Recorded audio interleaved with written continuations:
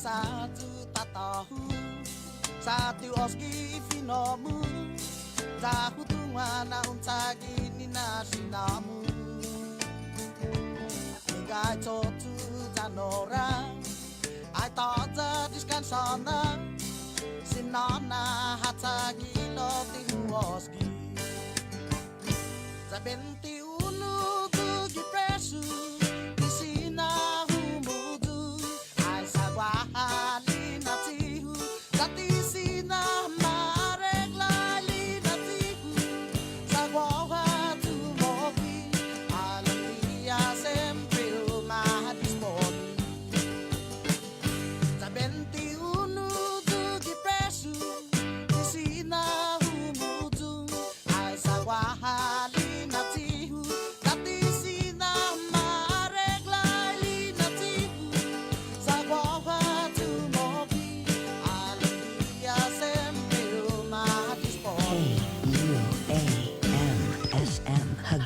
Guam. You're listening to The Link with Chris and Sabrina on Breeze 93.9.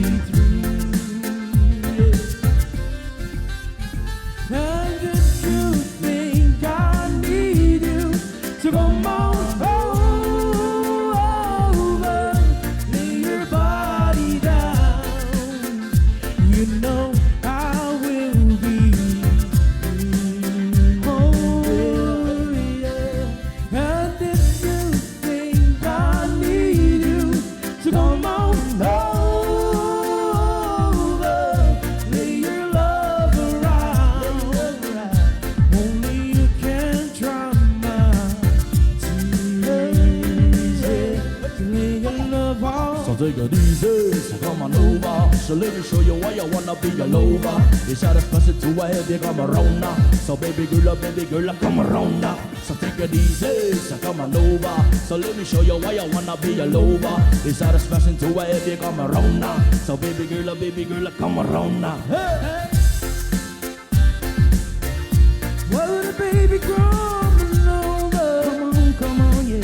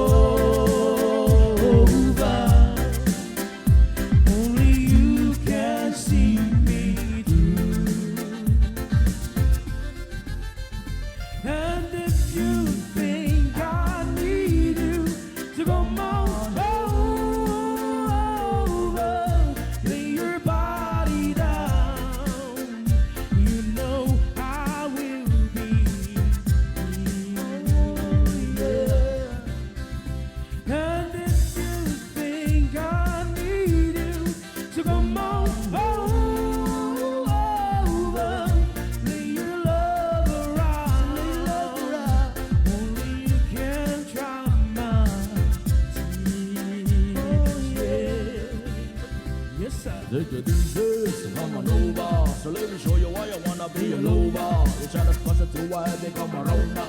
So baby girl, come around now. So take it easy, come on over. Let me show you why I wanna be a lover. You try to fuss it to why they come around now. So baby girl, come around now. Hey!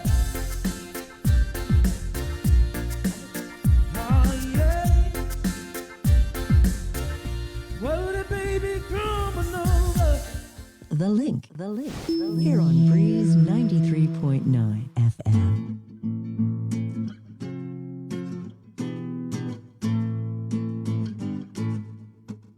When I hear the reggae music play, roots reggae, roots rock makes me feel so nice. Roots reggae, roots rock reggae. When I hear the reggae music play, roots reggae, roots rock reggae, feel so nice. Roots reggae, roots rock reggae, yeah. Let the rhythm, yeah. Let the rhythm, I say. Let the rhythm take you away, yeah. Let the rhythm, yeah. Let the rhythm, I say. Let the rhythm take you away, yeah. Let the rhythm, yeah. Let the rhythm, I say, yeah. Let the rhythm take you away, yeah. Let the rhythm, yeah. Let the rhythm, I say. You feel the vibe take you up to the moon. You want it without them out in the room. You feel the music, y'all, it feel real nice. You feel the deep, it give you sugar and spice. One thing to go and make it alright. Think the melody and rhythm and you wrap it up tight. But now, can you feel the positive vibration? Spread across the world and have the one love nation. When I hear the reggae music play, roots reggae, roots rock makes me feel so nice. Roots reggae, roots rock reggae. When I hear the reggae music play, roots reggae, roots rock reggae, feel so nice. Roots reggae, roots rock reggae, yeah. Let the rhythm, yeah. Let the rhythm, I say. Let the rhythm take you away, yeah. Let the rhythm, yeah. Let the rhythm, I say. Let the rhythm take you away, yeah. Let the rhythm, yeah. Let the rhythm, I say, yeah. Let the rhythm take you away, yeah. Let the rhythm, yeah. Let the rhythm, I say.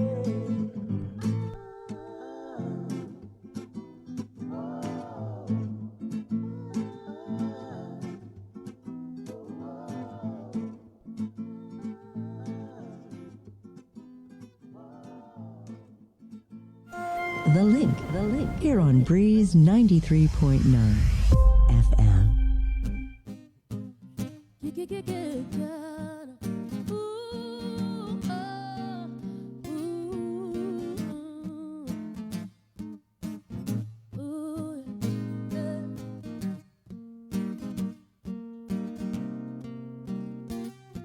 Summer nights, drinking wine by the fire, catching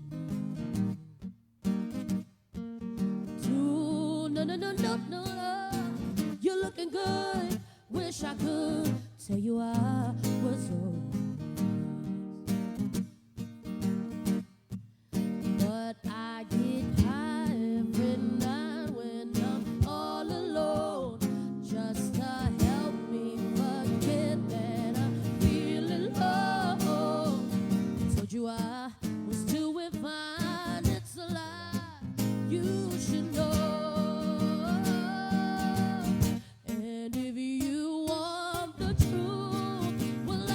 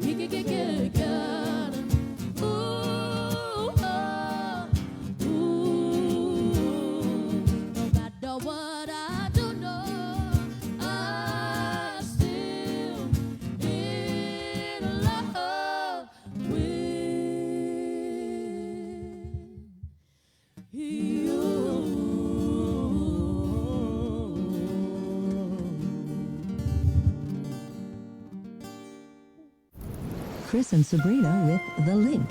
Here on Breeze 93.9 FM.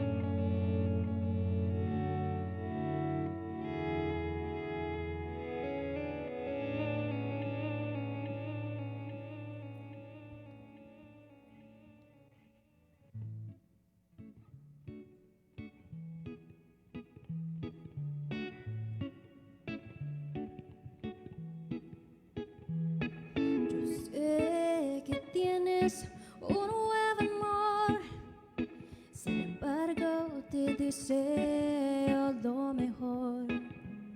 Si en Vigo encontraste felicidad, tal vez alguien más te la dará.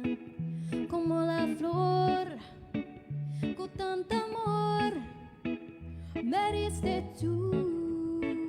Se marchitó, me marchó y yo sé perder, pero ay, cómo me duele, ay, cómo me duele, ay, cómo me duele, ay, cómo me duele. Como duele ver tu amor, con tu adiós se llevas mi corazón. No sé si pueda volver a amar, porque te di todo el amor que pude dar. Como la flor con tanto amor me diste tú. Se marchitó, yo sé perder, pero ay, cómo me duele, ay, cómo me duele, ay, cómo me duele, ay, cómo me duele.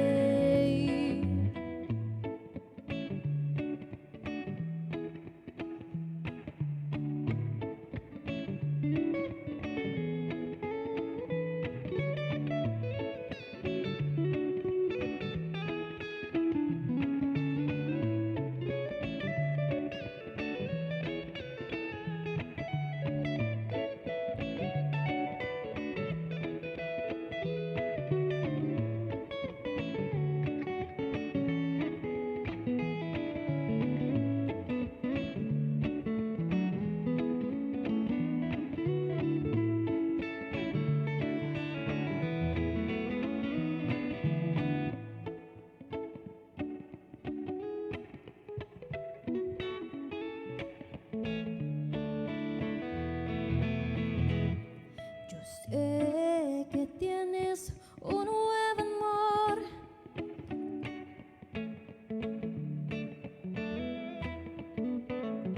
sin mí no encontraste felicidad, tal vez alguien más te la dará. Como la flor con tanto amor me diste tú. Se marchitó, me marchó y yo sé perder, pero ay, cómo me duele, ay, cómo me duele, ay, cómo me duele.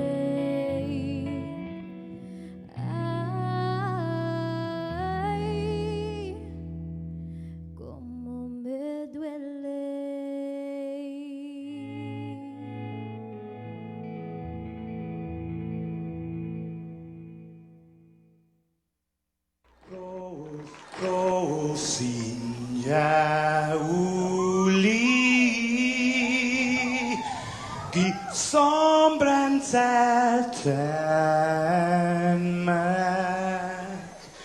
Et su ita saluda antes de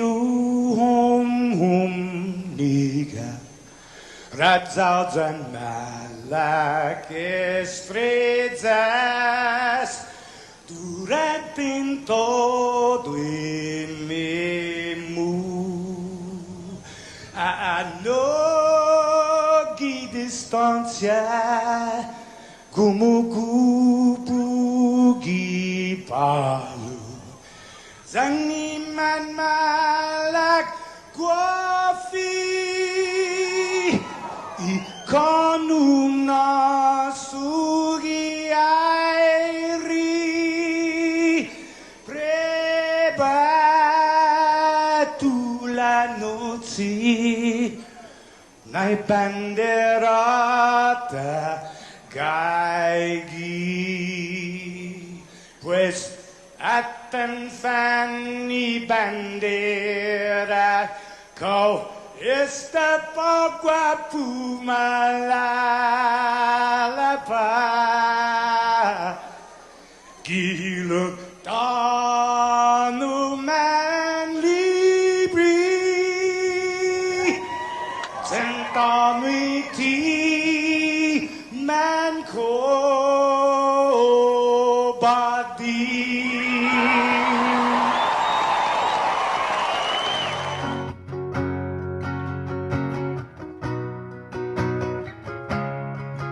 Fanogi chamoru Puritanota Kantai matunonya gitoru iluga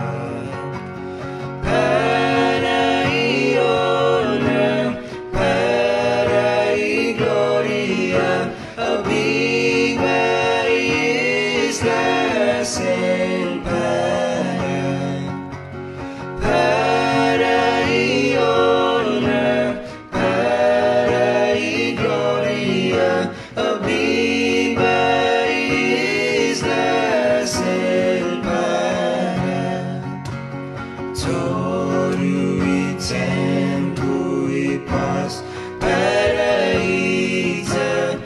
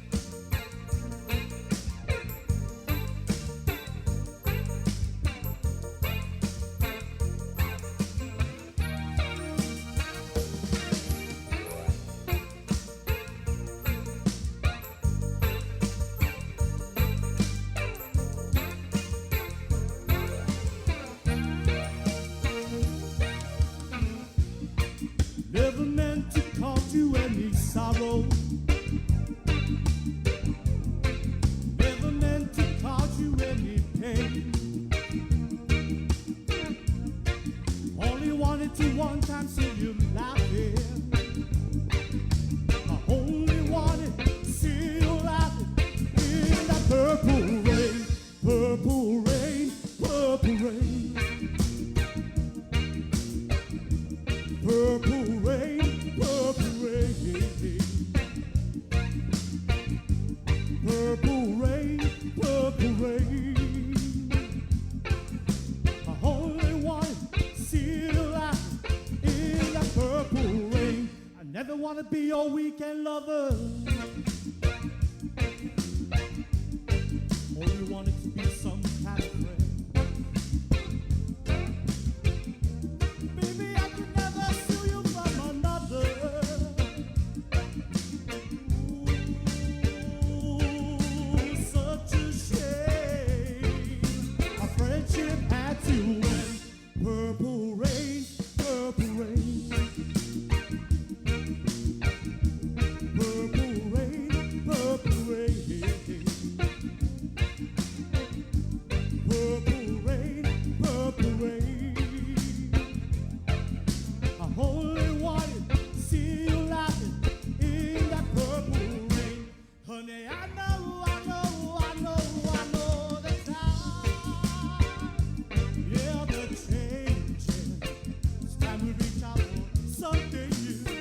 Yeah, that me and you too. You say you want to be a leader, but you can't make up your mind to the purple rain, purple rain, purple rain. Purple rain, purple rain. Purple rain, purple rain.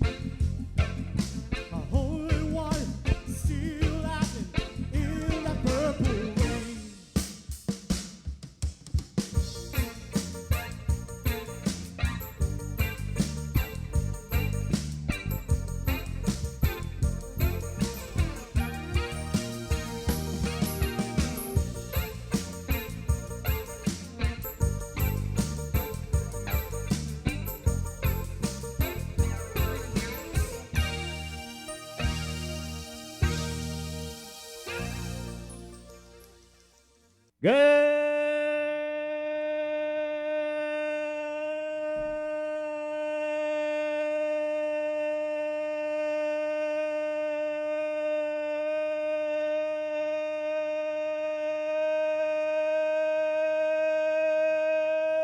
Good morning, Guam. Right on. Good morning, Sabrina. Good morning. Good morning, Jason Solis. Good morning. It just started. It's been raining for about maybe 90 minutes now. Right, yeah. Started about 4:30. Whoops, and Joe's locked outside. Oh, yeah, Joe Sir out there with the rain cam. 6:27 as we continue to monitor, and you're gonna get the very latest this morning on Tropical Storm 06W 6 dub. It actually has a name now. Yeah. Oh, okay. I saw when I was looking at the weather loop. It's Hiragiwa, Oh, I believe. Hiragiwa. Let me pull that. Yeah. Yeah, we've got the latest. Landon Adelaide from the National Weather Service is coming on a little bit after 7, guys. If you want to jump on, he's got all the screens. We're going to do all that during the link. This is the link, by the way. Good morning. Again, and he was emphasizing yesterday when our Isaiah Uggan interviewed him. He said this does not seem to pose any sort of immediate threat to Guam, and that Right. was yesterday afternoon. It was. I mean, I came in like actually even a little bit more earlier than I normally do, so I was here at about maybe 2:30. And there was a brisk breeze, but it was really dry. And like I said, it started raining about like 4:30. And how hard is it raining outside, Joseph? Not hard at all. Yeah. Okay. Yeah. Number one request and the inquiry in our comments by a bunch of people right now. What's up with school? Does my middle school have school? Does my high school have school? We put in the comments. The Joint Information Center report came out maybe at about 5:15. All GovGuam operations for the moment Normal. continue as normal, including schools. So Right. you guys Yep. get ready if you're going to summer school. Sorry, guys. This is how it was in the 90s when we were going to school. It's like- Yeah, I'm sorry, Jay. In the 90s, this would have been what we call a rainy day. Yeah. But we're getting to that later because I know you guys are all waiting for an update, and we don't want to start the show by discussing the new, this core condition and readiness rating. Yeah. It's way different than maybe people our age. We don't want to rain on your parade about the rain. Get ready for the rain puns all day.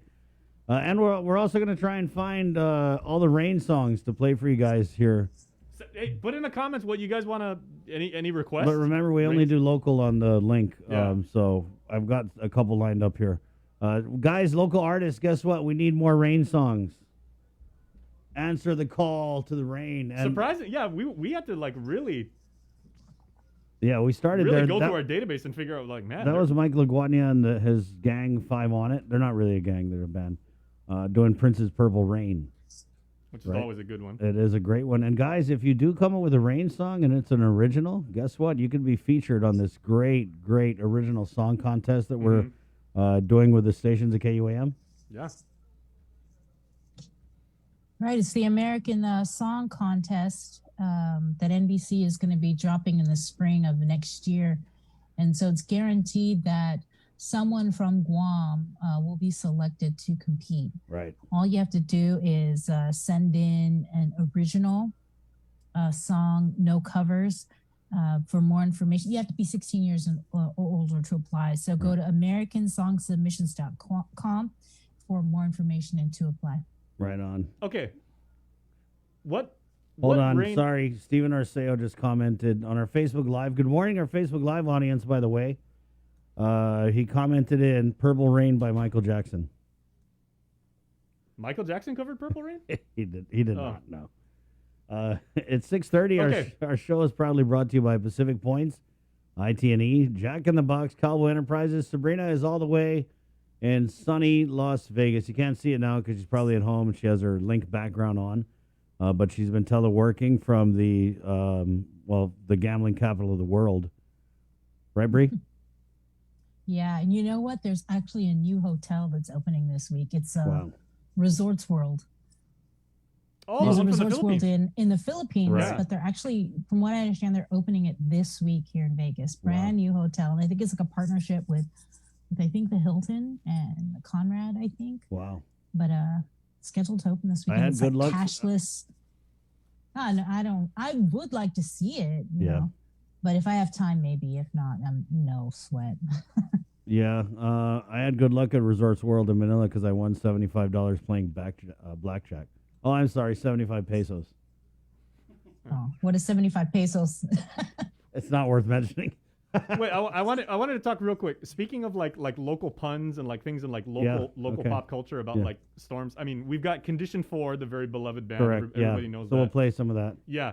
Surprisingly, it was kind of hard to find songs about rain by like local artists. Well, but- because a lot of the catalog of local music we have is in the big computer. We have this super big computer in the back, Yeah. super big. Okay, here's a very obscure reference. Do you, Chris or Bree, know Typhoon Taitano from Saipan? This big guy, he's like 6'4", huge teddy bear of a guy. He's got this big afro. Carolinian guy's really nice. He played basketball. He played volleyball. He used to come here for like for sports So events. his name's Typhoon. Typhoon. No, that probably is like his That's cool. Christian name Yeah. now. But Typhoon Taitano, really nice guy. Right. And if you thought his fro was impressive, that dude had a mustache on him too. So my mom was my mom just came from Kansas a few months back, so she's staying with me, and she was freaking out yesterday because obviously, right, she had heard about this storm, and so she asked me last night, she goes, is there a typhoon coming tomorrow? And I said, no, Mom, there's no typhoon coming tomorrow. I go, there's a storm that they're watching. And Let me she goes- guess. she But goes, it's Condition 3. Exactly. Yes, totally. And that's the old school Condition 3, Right, right? yeah, Because before we would have Tropical Storm Condition 4321 and Right. then Typhoon 4321. If even what was it? We would still go to school during Typhoon Condition 3, right? I don't know. I mean, I'm not even sure the history of why we changed the rating system, because I think they tried to align it with like any type of, With the military. well, and also any type of like disaster. So it's just like a general condition of readiness, right? But the funny thing is the last two storms, / typhoons Right. that we've had here, we have even gone like a step beyond what the military does. They're supposed to keep it in lockstep, but here we've gone to Condition 2 when the military stayed in Core 3, or we went to Core 1, the military was still in Core 2. So I mean, it's confusing for people because we're like our generation, we're used to, and I guess when a typhoon is coming, right? So when people hear this Core 3, especially younger people, all they hear is we're in something that's not normal. And Facebook freaks out. Let's be completely honest. Like Guam expats who no longer, they may be in college or people that lived here like in the 70s and went through like Karen and Pamela. They hear condition 1 or condition 2, condition 1, and they really get worried. Fortunately, though, conditions outside right now are very tolerable. It's nice to get some rain. I'm not gonna lie. The plants and the grass needed that. Right. Landon was saying that yesterday. He's coming on in about half an hour. Yeah, he is. We'll do work week weather. We had him on yesterday, but obviously with this a developing situation, we want to get the latest update for you guys. And technically, okay, so the joint information of Bree's phone. They're putting in the rain comments. Okay, so real quick, the closest point of approach, and we shouldn't even be too melodramatic about it because it's a tropical storm, but the closest it got to our island was at 6 o'clock, so it is now on its way to the northwest. Right, and so they're, we're expecting some moderate winds. Yeah, still, and for our friends down south, of course, who live in those areas who are... Send us your flooding pictures. Slide into our DM like it's a baseball. Just slide in there with your pics of flooding or whatever. Like they always say, the low-lying areas and the ones that can't get very easily the flooded. low-lying areas, Jay, that's where no politicians live. Oh. There's low level of lying. I got to say that joke every storm, guys. 6:35, let's go ahead and get into it. 6:35 again, and here's who's coming on the show a little bit later. We got Len and I, led of the National Weather Service. I'll catch up with the Minority Leader, Senator Chris Duenas, Ed Byrne, the Department of Administration Director, as we're looking at nurses getting a little bit of a pay bump. Then 8:30, we'll talk with Marlene Revo of the Western Pacific Veterans Community Foundation, Executive Director. 8:45, Senator Joanne Brown. What's up with that official misconduct bill? And then Chief Ignacio of the Guam Police Department. And then we're getting our Department of Agriculture update in the 9 o'clock hour. All that coming up right now, though. Let's go ahead and get into the news with the very latest from the KUAM news team reporting from Las Vegas, Nevada, Sabrina Salas-Matanani. Good morning, Sabrina. Off it, everybody. We begin with the weather as several advisories remain in effect for Guam. A tropical storm warning is in effect for the territory, while Rita is under a tropical storm watch. As we speak, Tropical Depression 06W should be making its closest point of approach about 50 miles southwest of Guam. It will then continue on a northwest track today and tonight, taking Tropical Depression 06W out to the west of the territory by noon. According to the Joint Information Center, we should be experiencing about 20 to 30 mile per hour winds with gusts up to 40 and higher elevations in southern Guam. This afternoon, it should taper off and by tonight come down to about 15 to 20 miles per hour. Heavy rain should bring about 2 to 4 inches of rainfall through tonight. Meanwhile, a flash flood watch is in effect for Guam, Rota, Tinian, and Saipan through this evening. Additionally, a high surf advisory is also in effect for Guam, Rota, and Tinian and Saipan until 10 tomorrow morning. Hazardous surf of 9 to 12 feet is expected for east and south-facing reefs of the Marianas, producing dangerous swimming and surfing conditions and localized beach erosion. Guam, in the meantime, remains in condition of readiness 3 or core 3, while school and government of Guam operations are expected to conduct business as usual. The community is reminded to practice caution on the roadways as rainy weather is still expected throughout the day. Make sure to stay tuned because a little later we will have National Weather Service's Landon Idoled live on our show to bring us the very latest. The Guam Police Department's Highway Patrol Division is investigating a fatal crash that occurred last night along Route 15 or the back road to Anderson in Mangilao. The two-car collision was reported just before 7 p.m. between Hawaiian Rock and the Gloria B. Nelson building. 2 men were transported to GRMC with CPR en route on one of the men, while the other was stable. Additionally, another man was taken to GMH with serious injuries. No word yet on the cause. And with more news, here's Isaiah Ucken. This news update is brought to you by Pacific Points. Do more, get more. Half a day, good morning, everyone. Guahusi Isaiah Ugan with your headlines here on the link. Does Guam's Council Doctrine protect attempted murder defendant Randy Jr. Chaco Nauta and co-defendant Anthony Ignacio from prosecution? Defense counsels argue it does, as they have mentioned to dismiss the case, claiming self-defense. Here's more from Superior Court Judge Maria Senzon's courtroom. Defense counsel Randy Cunliffe says his client Anthony Ignacio was the victim in the case. Representing co-defendant Randy Jr. Chalco Nauta is alternate public defender Peter Santos, who says his client was defending Ignacio when he allegedly shot Jesse Kitachai. The whole incident went down back in February along San Francisco Street in Agate. As reported, Ignacio and Nauta met up and drove to the dead-end street, where Kitachai and others were at. Kitachai had allegedly been threatening Ignacio and when she was going to make peace, but that was not the case. Moments later, several men with weapons walked toward Ignacio and Nauta, who remained inside their car. Kitachai allegedly began violently striking the car with the metal pipe and knife in hand and attempted to pull Ignacio out of the car. That's when Nauta allegedly exited the car and shot Kitachai. Ignacio was the getaway driver. Nauta has been indicted for attempted murder and aggravated assault charges, while Ignacio faces guilt by complicity to commit attempted murder as a first-degree felony and guilt by complicity to commit aggravated assault as a second-degree felony. Cunliffe and Santos have motioned for the dismissal of the case with prejudice, claiming self-defense under Guam's Castle Doctrine statute. Oral arguments on the motion were heard Monday morning in the Superior Court of Guam. Attorney Santos stated, quote, "This was a clear setup for a beatdown or worse, where Ignacio was a target. And let's not beat around the bush. These are agate boys. They do certain things down in agate," unquote. Santos further arguing that the defendants were in the car, blocked in, and had to strike an object in order to leave. In support of this argument, Attorney Cunliffe stated that Kitachai was trying to attack the duo. On the other side, Assistant Attorney General Sean Brown opposed the motion and brought into evidence surveillance footage captured from a nearby residence. Brown argued that the Castle Doctrine does not apply because Kitachai never entered the vehicle and did not try to pull anyone out of the vehicle.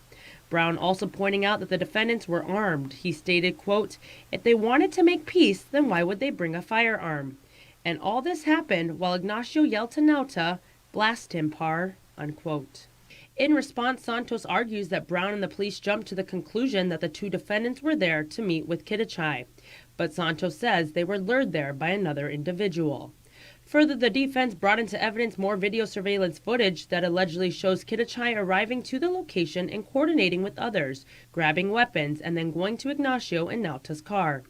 In conclusion, Santos says the evidence shows they walked into an ambush. The Castle Doctrine applies, and if the court does not agree, then self-defense does apply.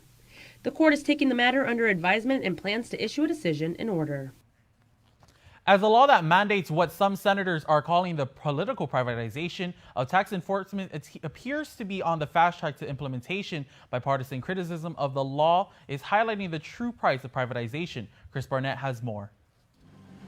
Rev Tax Oversight Senator Sabina Perez continuing to call out the political privatization of tax collection law.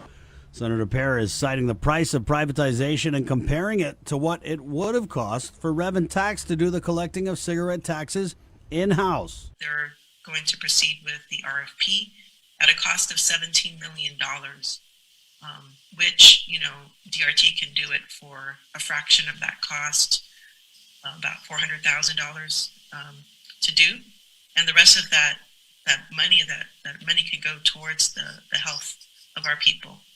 So, DRT still has that option. Wesco, a cigarette distributor affiliated with Senator Mary Torres' family, sued DRT over the implementation of this tax collection law, but the AG's office argued that Wesco didn't even have standing to file the lawsuit. The AG's office also arguing the procurement has already started, and the AG further arguing that Wesco's writ lacked factual statements and was full of, quote, speculative statements.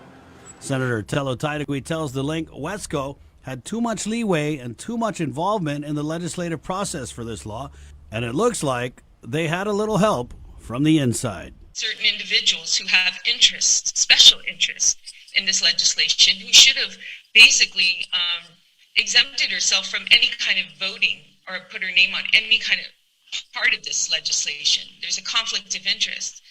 So you could see politics at its worst here. Both senators calling out the enormous $17 million price tag that will come with privatizing tax collection. The company that wins the bid will essentially be paid $17 million over the course of the contract. That $17 million would have normally gone to the Healthy Futures Fund to help cancer studies and, more importantly, cancer patients. I can imagine that would help a lot of people with cancer. The detriment of our own people, and especially those who are most vulnerable, those who are dealing with cancer. Former DRT Deputy Director Michelle Santos opposed the law and testimony to legislatures, but she was replaced by political hire Frank Leon Guerrero. The privatization and tax collection was introduced by Vice Speaker Tina Muñoz Barnes and co-sponsored by Public Safety Chair Senator Pito Terlahi. It was passed in the waning days of the 35th Guam legislature in December of 2020. For Guam's News Network, Chris Barnett reports. Senators have set the agenda for their June legislative session. Among the bills to be discussed is one by Senator Joe San Augustine and Vice Speaker Tina Muñoz Barnes that would fund the construction of not just a new hospital, but what they're calling the 21st Century Healthcare Center of Excellence. Also up for discussion will be a bill by Senator Amanda Shelton that would require medical examinations of those charged with criminal sexual abuse or conduct if requested by their victims. Senators also scheduled to discuss Speaker Therese Terlahi's bill related to the preservation and disposition of court records. And finally, also on the agenda is a measure by Senator Mary Torres that would streamline adoption procedures on Guam. In other news, Land Committee's Chair Speaker Therese Terlahi will be conducting an oversight hearing on the Chamorro Land Trust on Wednesday. According to the oversight hearing notice, the hearing will consist of an update on the implementation of Public Law 35-112. That law preserves the land restoration and justice mission of the Chamorro Land Trust Commission. This law was the result of a lawsuit settlement between the CLTC and the Department of Justice, and the law codified the settlement terms. Also on the agenda, swift confirmation of lease applicants via genealogy and title research and the inventory of the CLTC properties in need of land registration and utilities connections. Senator Joanne Brown had asked Speaker Terlahi to cover several issues related to allegations raised against former CLTC Administrator Jack Haddock in an oversight hearing, but Speaker instead forwarded those concerns to the AG's office seeking an opinion on whether or not the allegations were criminal in nature. That's it for now. We'll see you all at 6 tonight on Primetime. This news update is brought to you by Pacific Points. Do more, get more.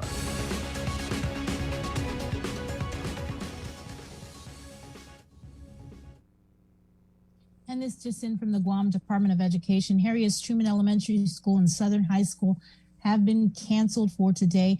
It's not due to the storm, but instead due to a power outage in the surrounding areas. Again, Harry S. Truman Elementary, Southern High School classes have been canceled. Summer school classes, though, will resume on Wednesday. And in other news, turning to the latest COVID case count, 17 new positive cases were confirmed out of 1,139 tests performed between last Friday and Sunday. 2 cases were identified through contact tracing. 8 reported recent travel history and were identified in quarantine. To date, there have been a total of 8,284 officially reported cases of COVID-19 with 139 deaths. 51 cases are active. Well, there have been 8,094 recoveries. The CAR score still at 0.4. Meanwhile, as a result of the inclement weather, the weekly drive-through COVID testing clinic in Tidsan has been canceled. COVID testing will still be available, though, at the Northern Region Community Health Center by appointment only. The JIC also reports that COVID vaccine clinics remain open. The UOG clinic will open from 12 noon to 5:30 p.m., and the Southern Region Community Health Center in Inalahan will operate from 9 a.m. to 12 noon. Although Governor Lou Leon Guerrero declared Guam in condition of readiness 3, summer classes again for GDOE are scheduled to continue today. However, as we reported, Harry S. Truman and Southern High School have been canceled due to a power outage. The Mayor's Council of Guam met on Monday to discuss whether senior centers could reopen by July 1st. With the latest, here's Isaiah again. After being shut down for over a year due to the COVID-19 pandemic, village senior centers will be reopened 4 months from now, welcoming our island's Manumkus back. Governor Lou Leon Guerrero's recent executive order authorized senior citizen centers to reopen by next month, but mayors say they are not ready to welcome back Manumkus.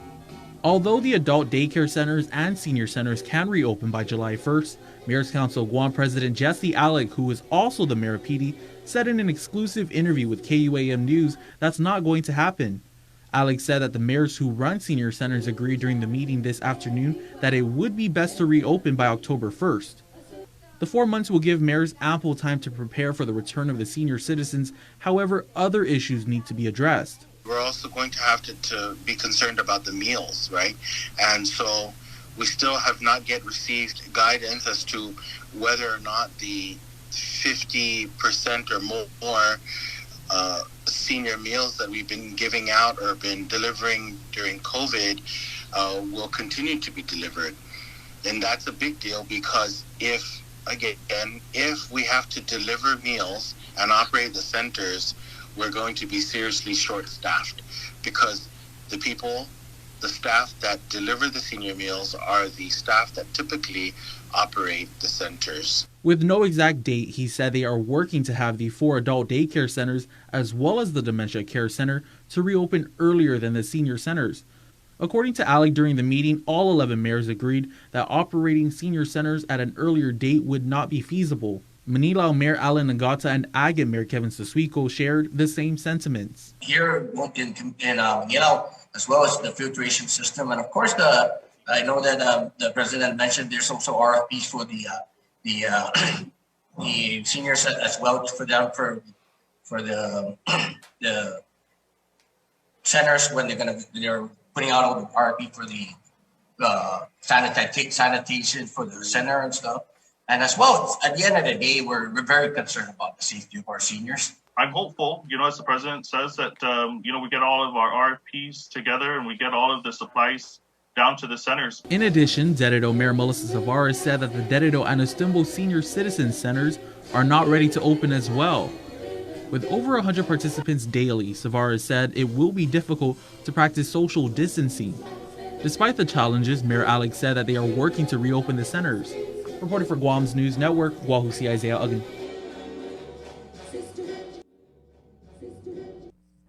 Members from the OSHA Compliance Office in Hawaii are on island conducting program visits with restaurants. That's according to the Guam Chamber of Commerce newsletter. OSHA is randomly visiting restaurants to ensure standard operating procedures are in place specifically related to COVID-19, CDC regulations as it pertains to employee safety. Employers and staff should have their mandatory compliance regulations in place and should be able to answer related questions.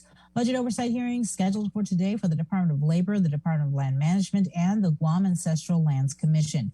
Also from the legislature, a public hearing is scheduled today for Bill 120, which proposes establishing early in-office absentee voting. The public hearing is scheduled for 2 o'clock this afternoon.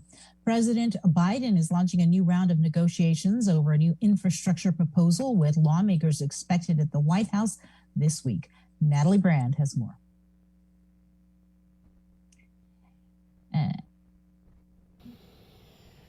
President Biden is launching a new round of negotiations over a new infrastructure proposal, with lawmakers expected at the White House this week. We need a few more details about the deal and about the proposal, including specifics about how to pay for it.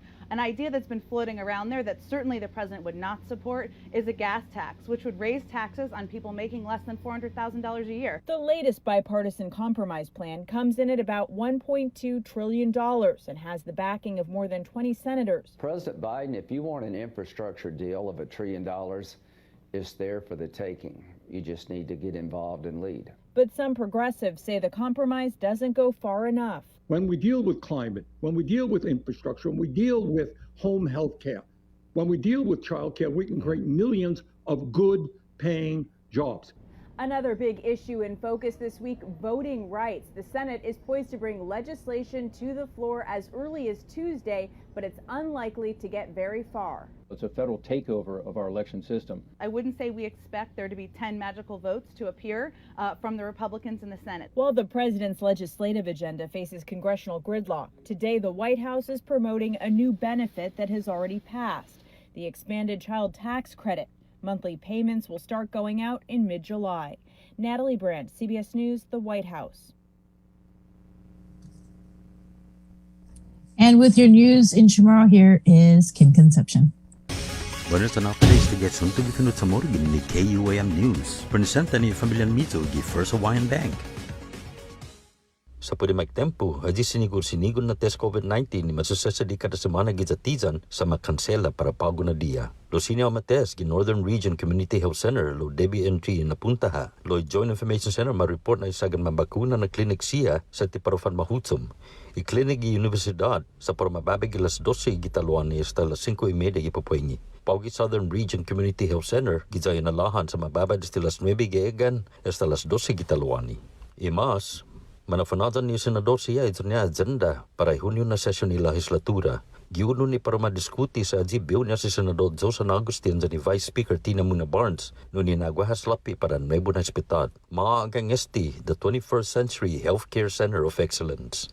Yoto ni para madiskuti sa ibiw na si Amanda Shelton. No David fan marikonosin mediko at siya mamaatake por kriminal na inabuso pat kondukton bus ni kung marequesta ni biktima siya. Yoto mo na din diskuti gi agenda sa ibiw na si Senadora Mary Torres ni para mana mas libyano yung reglamento manadapta ginigizagwahan. Isesyon sa para ibetnis za tutunggi dispesi istao kongreso na address gini Delegado Michael San Nicolas. Mas gini legislatura, gilataf-taf giniga mandanya Senador siya para state funeral para iginin Senador Michael J. Reedy. Pumaluntari si Reedy gi Peace Corps da sumagagwahan gimit 964 na sakan da tutungwi exhibition niya para publiko na totso. Ginin plano para Departamentong Public Works at sa biloki ginin gobyerno po Cavo para Special Assistance for Policy and Program Development. Ginin Executive Assistant para ginin Speaker Tommy Tanaka da ginin Direktor para Bureau of Budget gi Administrasyon Zoada. Mailihi para legislatura lokwi. Mailihi para legislatura lokwi. Manistabay giega ni familiar na ni mangatsong niya siya si Reedy para seremonyo. Matay si Reedy gidyatan tagimatsu na mes giza Maryland, 65 anyos edad niya. Ima sa sunto, State Department sa makontinuya para manatlat sa dekifinatso espesyal na visa para i-Afghan na solidano siya na sumupopot ti tropa na Amerikano. Este siya sa sinya hagba pinaligro gin ni Taliban sang gin mati tempo para fanuzang Amerikano giza Afghanistan. Lugwa siya mansatsa de na su na tinahong tempo para ma-process todos ti siya na taw-tawgi.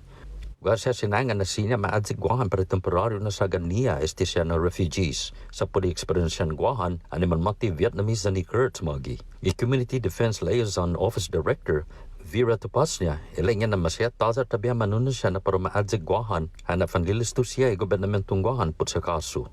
Ilingin si President Biden na malago na fanhuzang Amerikano giza Afghanistan gidya 11 September yat na besaryo animan maatake Estados Unidos no atutuni gera kontra terrorism. Yuto mo na asunto, humiluli komite ang tano Speaker Teresa Lahi sa paro nagwaha oversight na hearing pwede sa Moral Land Trust gay Merkulis. Sigon dito siya ni oversight, a consistig SMP pwede tinigogan niya para ma-implementay Public Law 35112. Azo na lai sa sustaini do pursi mission niya sa Moral Land Trust Commission, gayang litera Land Restoration and Justice Mission of the Chamorro Land Trust Commission. Gimasa doon na lai sa resulta ni Nafa Malikpat Settlement, entiya ni masuit sa Chamorro Land Trust Commission no U.S. Justice Department. Giadzo ay explika ilay tay mano para marekla idesina conforma. Giadzanda ni oversight para manatsaw na di mas latsadik na kininfitma iman manapliplika para lease, entiya di genealogy sa ninaligaw titulo Zinit bentarin propriedad siya gin ni Chamorro Land Trust Commission nuhan nisisita no fan malihestra so fan manai utility siya. Si Senadora Joanne Brown sa Vice Speaker talahi para kurbi loki oto siya na tiklo gi oversight. Piora di alegasyon kontra gini ni Direktor di Chamorro Land Trust Commission Jack Hattick. Lo Speaker sa Ministered Hutsogo Esti hananaw gesti na inasaki gati gi Oficinan General Abagadong Guahan para fan manai opinion ko esti siya na alegasyon sa kriminal dupursi. Para Guam News Network, Guausikin Conception. Yasunto gifinut sa Moro sa presenta sa ninafatto ni Familia Mizo gi First Hawaiian Bank.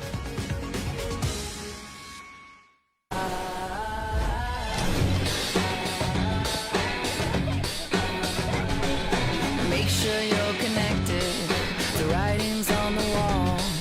'Cause if your mind's neglected, stumble you might fall. Connection is a human necessity, one we need today more than ever. And with the new First Hawaiian Bank mobile app, you can stay just as connected to your finances. And it all starts with yes. And that's your news. We'll have more after the break.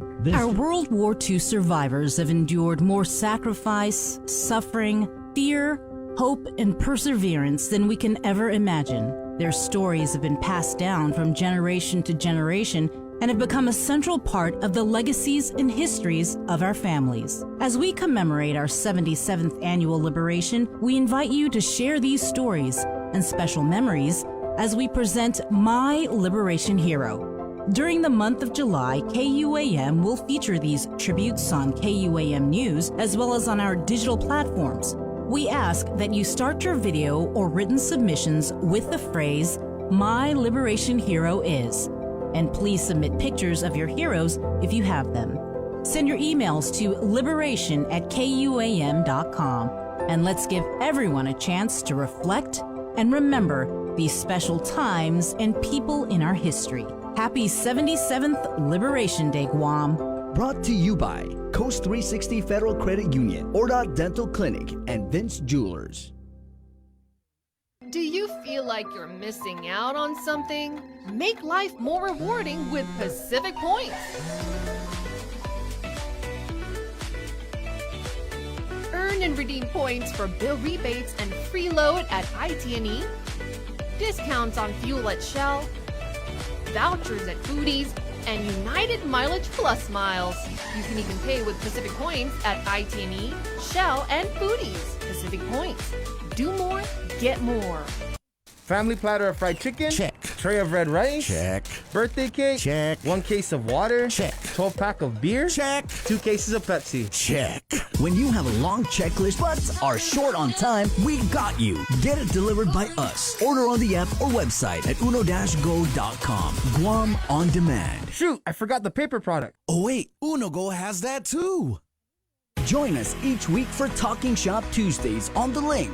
Tune in every Tuesday morning and see Chris, Sabrina, and the rest of the crew take on challenges using different products in their own unique ways. Whether it's using familiar items or new products hitting the shelves, it is bound to be competitive and super entertaining. It's Talking Shop Tuesdays on The Link, brought to you by your friends at Pacific Grocers. Brands you trust by people you trust. After a year with so many games and events delayed or unplayed, the world is ready for anything and everything in the world of sports. KUAM Communications is ready with more games, more championships, and more specials that are guaranteed to bring out the fan in you. Don't miss a minute of gameplay from NBC on KUAM TV 8 or from CBS on KUAM TV 11. Every month, we'll bring you the action and excitement. Brought to you locally by Michelob Ultra, Superior Light Beer, Marianas Irrigation and Landscape, and Docomo Pacific. Just more great reasons to tune in and turn on so you'll fall in love with TV again with the best from KUAM Communications.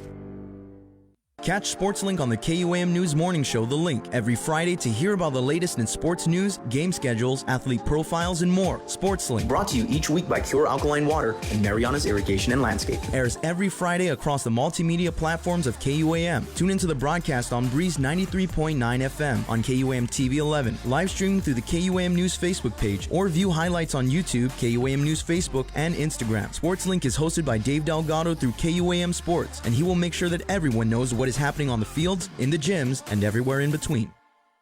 GU Self-Storage, conveniently located near the Harmon McDonald's. We offer affordable rates, online payments, and auto bill pay for your convenience. Plus gate access daily from 6 a.m. to 9 p.m. Call us today at 648-7867 for more information. The relationship between Guam and Manila, Philippines is undeniable as we share similar cultural traditions, history, and heritage, with generations of Filipinos calling Guam home. KUAM presents a monthly look at the capital city featuring in-depth and engaging interviews on everything from medical tourism to new business and government leaders. Veteran newscaster Nestor Lecanto delivers Beyond Our Borders. This special program is brought to you by the Bank of Guam and KFC. KUAM Communications continues our perpetuation of our Chamorro culture, language, and heritage with features available to our listening and viewing audience, including streaming of Chamorro music 24 hours per day on Isla Digital Radio on KUAM.com and the KUAM News app. Chamorro News Update, weekdays on The Link and the KUAM News YouTube channel. Conversations about life in our Chamorro language podcast, Cuentos Tapoco with Kin Conception. Seasonal specials, shows, and other features highlighting the beauty of our language, culture, and history. It's a new era of our continued commitment to our Chamorro heritage. Isla, watch, listen, stream. Viva Isla!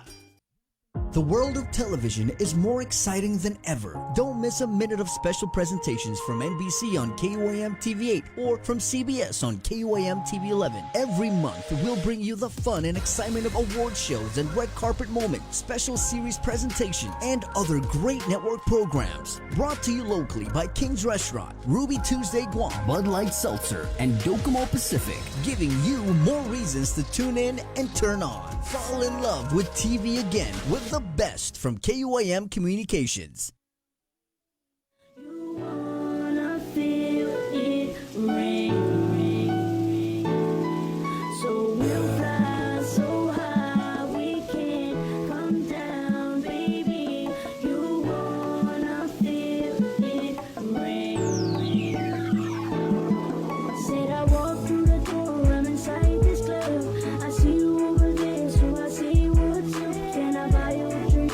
Can I know your name? Girl, I ain't ever gonna stop running this game. Do you have a man? Do you just like girls? It doesn't matter, I'ma show you a whole new world. Take you to a place you've never been before. Baby, I'ma have you begging for more. Take me away, you say right now, baby. You wanna feel it rain. So we'll fly so high we can't come down, baby. You wanna feel it rain. If you All right. Hey, it's the link. Good morning, 7:05. Let's go to the phones real quick, guys, where we have Chelu standing by with a question. Good morning, morning. Morning, brother. Just calling to see what the song is playing right now. The title of the song. The title of the song that's playing right now, it's called Rain. Rain. The Who's artist, local artist, right? Yes, it is a local artist. Their name is Nanu. I don't know if that's their birth name. Nanu. Okay. No worries. Can I also make a request, brother? Yeah, man. I'm trying to hear some top flight entertainment, man. Open fire. Okay, you got it. Coming up here on the link. Thanks. Hey, where you at, my friend? I'm on the road, actually, brother, heading into work. What's it look like out there? Where you at, and what's it look Oh, like? man, I'm in the Dedito area. It's pouring, brother. Is it flooded or flooded is it? It's not flooded yet, but I will give it a couple hours. Guarantee we'll see some flooding today. Got it, my friend. Hey, drive safe, okay? And night, Alan. Yes, sir. All right, brother. You have a good day. You too, my friend. Thanks for jamming with us on the link here at 7:05. I just got a call from our friend T in Melissa where it's already flooding, Bree. So, Mayor Ernest Chargaloff, he's always out there. I don't know if he's in backhoe driving condition, but usually he's out there at that the big culvert area. I forget what it's called. Yeah. So, hey, how's it in your neck of the jungle? Is it flooded? Is it flooded it? Is it flooded it?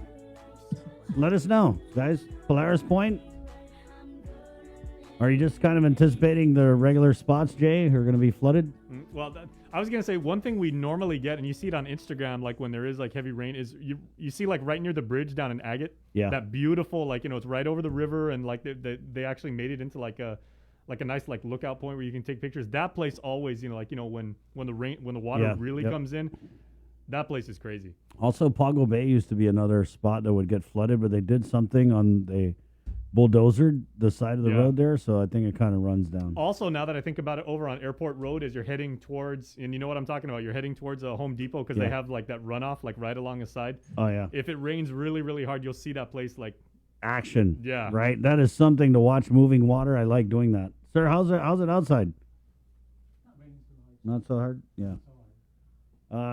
So guys, we're in core 3. The tropical storm I think it's moving away from us now. We're getting Landon Eilert from the National Weather Service just minutes away. Stay right here. He's going to do a whole big update with all the screens and the motion cap and the computers and all the stuff they do there at the National Weather Service. But, for us older folks... Actually, we got one right here if you want it until the man with the plan actually comes in. Here is kind of a tool that we use here at KUM, and this is kind of like a time lapse. This is windy.com, right. And you can see right now that's as of 3 a.m. 4/6. So that's what it looks like right now. Let me zoom on this a little bit. So as the JIC very accurately stated, and Landon's coming in right now, closest point of approach for the weather system was at around 6 o'clock. Now trying to move slowly towards the northwest. But, Right. We do have some shout outs here. ITNE Techs in the house. Manny Santos comments in. Thank you, ITNE, for sponsoring the link. And you guys, please be safe if you guys are out like repairing lines and you're doing stuff today. Stay dry, man. And if it gets wet, put it in dry rice. Kinet Camtai. It's raining and windy here in Mungie Town. Have a safe day, Guam. Jessa Jimenez writes in. Jeffrey Hokog, who has the best soup for today? Right? Peter Ray just comments, mangoes are falling. Yes, this is a good time to check your mango tree after this rain falls, because the rain is going to create a puddle, so when the mango falls, it's not going to get bruised. What was Mayor Kevin Siswico of Agate saying like yesterday, though? He was saying that the mango season was kind of like mango light. Yeah. Yeah. It didn't yield as many mangoes as it normally would. Yeah, it is. It's a weird season. But you know what that means? The tree's not going to get weighted down and everything, so you might actually get some really good ones. F. Glenn Lujan, Biba Pride, wear your waterproof mascara today. Always, girl. Always. What's he got here? Oh, Manny comments, taught his son to dry the phone. Glenn comes back. It's raining men. We have Landon and I. A song by the Weather Girls, but we've got our weather guy who's like standing by right now. Yeah, and he's standing by. Let's go ahead and bring him on. From the National Weather Service at 7:09 here. Definitely the man with the... Okay. We're starting off with a Papa Squat here in front of the National Weather Service. Landon Islet, ladies and gentlemen, good morning. Landon, how's it? It's raining. Fortunately, it's not that bad, but we've had that pretty heavy rain band come over central northern Guam for the last hour or so as I was driving in earlier this morning. It was coming down in sheets. The rain was not vertical, it was all diagonal with a strong gusty wind. So I hope you can hear me okay. But I'm just outside our portico here at the office. So it's starting to let up just a little bit. The airport is behind me. And so we have very limited visibility with this rain band coming across. And that's going to be sweeping across the island for the next at least for the next hour. But there is more showers and thunderstorms upstream of us as this thing sweeps by. So let me turn my camera around as we go into my office, where it's a little bit drier. So things are starting to improve. Things tight. Here we go. I had to get a charge on my battery. I've had to charge my phone almost nonstop since yesterday, but here we are with the latest. We have a beautiful view of the center of this tropical disturbance as it passes southwest of Guam this morning.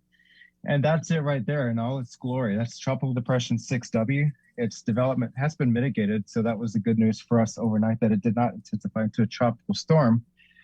And it will be well outside of our area by the time it does become a tropical storm. Our latest advisory that was issued at 5 o'clock this morning still is a tropical depression.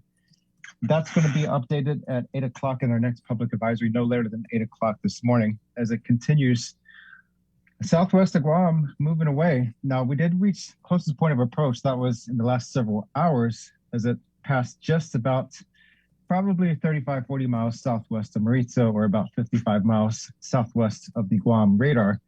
That does not mean things will quickly improve, because we have all this weather on the eastern side of that tropical depression, and that's what we have to watch out for. So this is intense rainfall down there to our southeast that could, if it holds together, sweep over our area. This is the radar velocity, so we're looking at winds just above the surface, upwards of 35, 36 knots, about 1,000 feet. So every time we have these heavier showers, that brings those gusty, stronger winds down to the surface. And this plot here, this is just showing several different views of our radar data. This one down here, this is our 1 hour rainfall rates, showing those swaths of rain bands coming over the island. So you see those sheets of blue and green. That's the heavier core of showers as they move in over the island. So we're going to be seeing this trend continue for the next several hours as these rain bands persist across Guam as this depression moves on out of the area. So we do have tropical storm warning remains in effect for Guam and the coastal waters around Guam until we are fairly confident that these conditions are not going to exist any longer and that things start to subside later this morning. So wind gusts here at the airport, we've been sustaining around 20 to 25 miles per hour with gusts upwards of 30 to 35 miles per hour. And that's going to continue at least for the next several hours with these rain bands and then things will start to subside this afternoon as TD06W eventually makes its departure from our region. The satellite picture doesn't show much of anything impressive. And as I mentioned, that low-level circulation is right here. So it's kind of sheared off by the upper-level winds, which means we have an exposed low-level circulation. And that's not good for a storm if it wants to develop into something more formidable. That's good for us because as long as it stays mitigated in its development, that means the impacts will be less severe as far as wind intensities and other problems. But all of that plume of convection, the showers and thunderstorms, have been prominent on the east side, the northeast side, and north of that circulation. So that's where we're focusing on now, is the weather that's east of that low-level circulation. So even though the low level is moving away, all this weather, we still have to deal with that over the next several hours into the afternoon hours. So that's where we are with this tropical depression. Hey, Landon, real quick. I know yesterday Chris was smart enough to notice that the next storm, I guess, in sequence is supposed to be named after an H. And then you were telling us yesterday that Sinahania Mayor Robert Hoffman was kind of saying he was, humbly requesting that maybe you guys consider naming the storm after his family. But I'm looking on your site right now. So weather.gov/GUM, everybody. And I'm looking at your visible loop. It's already got it listed as Himawari 8. That's our satellite. Oh, that's a satellite. Okay. So just coincidentally, it's also with an H, right? Yeah. So the West Pacific tropical cyclone zones, they're not in alphabetical order like they are in the Atlantic and named by the National Hurricane Center. This is from a 14 country member typhoon committee, inclusive of the United States and other countries around the region. And so we all have the naming rights for these storms. And so each country submits a list of 5 names, and then it gets discussed within the typhoon committee to make sure it doesn't translate to something derogatory in another language. Yeah. And so each name comes from a different country. And I think the next name up for bid would be Champy. And we've had that before. I think the next one after Surigay was actually, we had Surigay in April and then Choiwan in May, and then there was Koguma, and I think that comes from Japan. That was a weak system that just made intensity enough to get a name by the Japan Meteorological Agency. That was over near Vietnam and the South China Sea and in that region. But I think this next one would be Champy, and that would get its name once the JMA designates this as tropical storm force intensity. Oh, so, okay. So at least for the moment, we're still referring to it as Tropical Storm 06W. That's correct. Gotcha. I know a couple champions, actually. Okay, good. Landon, I had a question, and I'm not sure if you went over it already, but if you haven't, if you could, there's a couple of advisories that are still in effect for Guam with regards to flash flooding. And can you kind of go through that so our listeners and viewers know what to watch out for? Yeah, that's a good question, actually, because we do want to focus on the impacts with the system. And a lot of times these intensities, these storm intensities and categories, they're based on wind intensities, but that's not the only threat. And the biggest loss of life from tropical cyclones, especially in the States, come from the water aspect of hurricanes. That's storm surge, flash flooding, and significant rainfalls. So for this system, even though the wind is not so much a threat, we do have a high surf advisory in effect until 10 o'clock Wednesday morning along east and south facing reefs.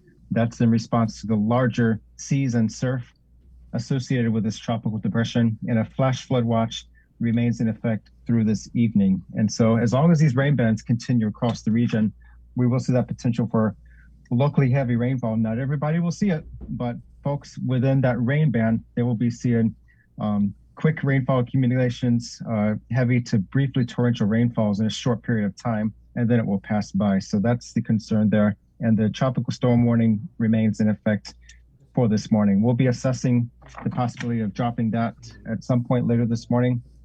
So stay tuned to our webpage, and for any further updates, we'll be putting a lot of information out.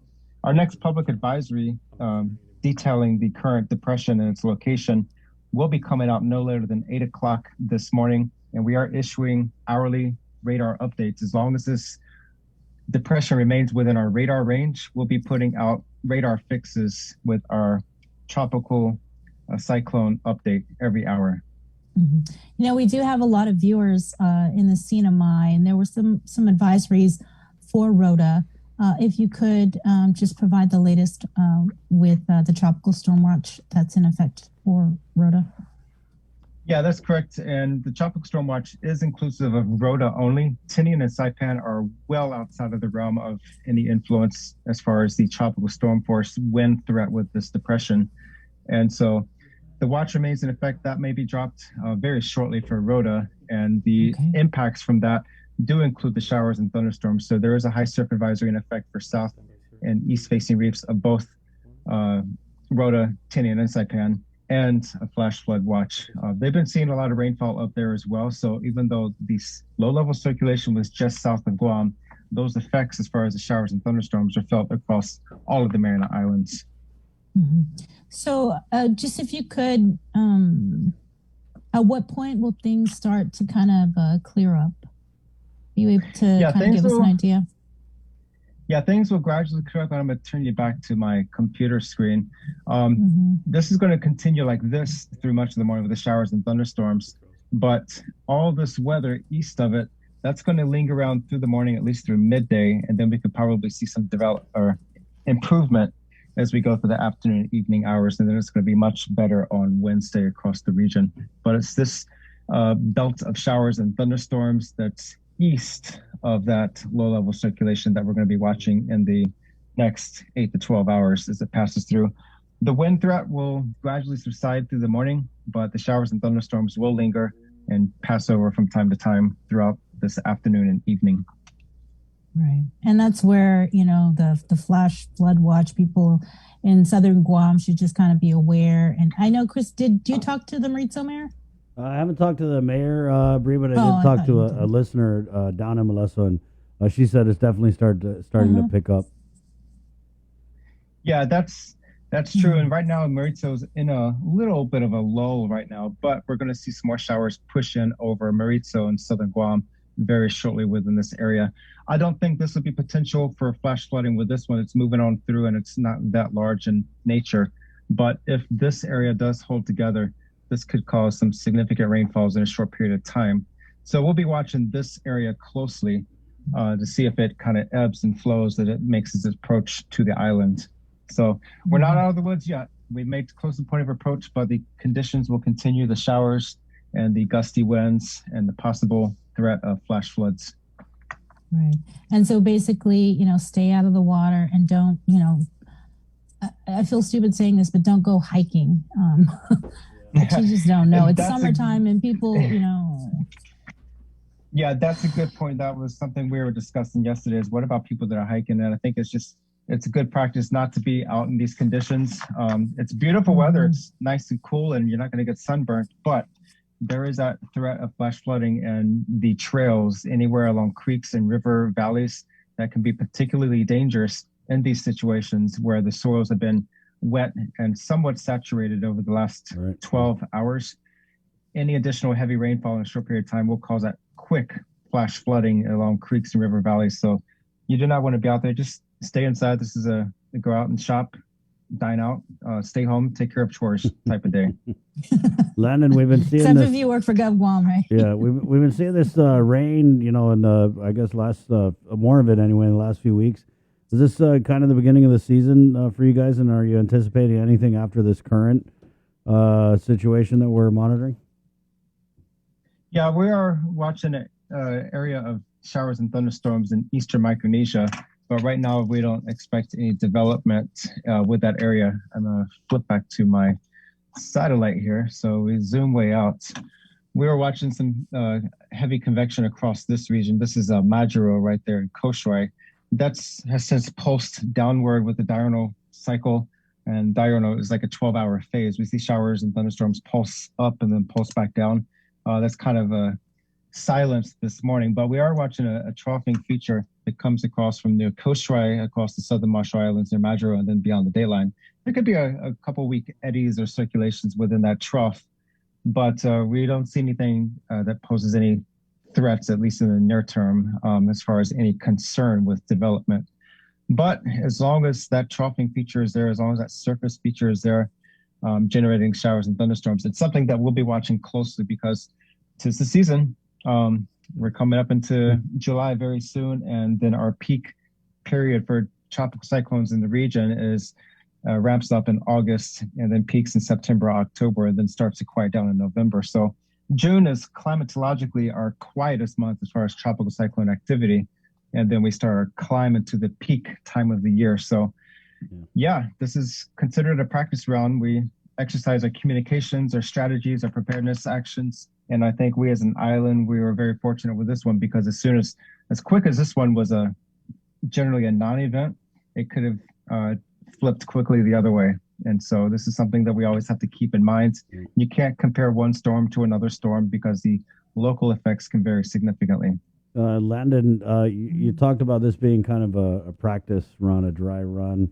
That being said, are you satisfied with the way everything came together from, I guess, a forecast standpoint? Because it kind of seemed like we heard a little bit over the weekend, and then things just really ramped up yesterday. Right? Yeah, and that's typical with these situations. Sometimes they can pulse quickly upwards. That's where we were looking Friday night and Saturday morning when it was upgraded to medium. Things were looking pretty good and favorable for development, but then things change or shift, and then the development doesn't quite happen.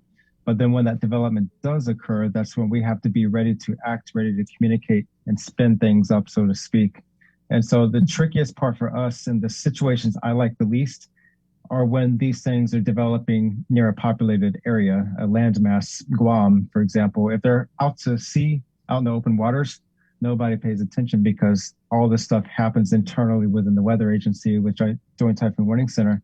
And so we can make these decision points, whether to upgrade or not, and it's not affecting anybody. But when it's sitting 100, 200 miles offshore, and you may go into a shower and thunderstorm event with no watches or warnings, or you have to spin up quickly into a tropical storm scenario, that's when it gets tricky. And that's where communications are absolutely critical to get things communicated properly, accurately, and with clarity so that people know exactly what's going on and why these decisions are being made.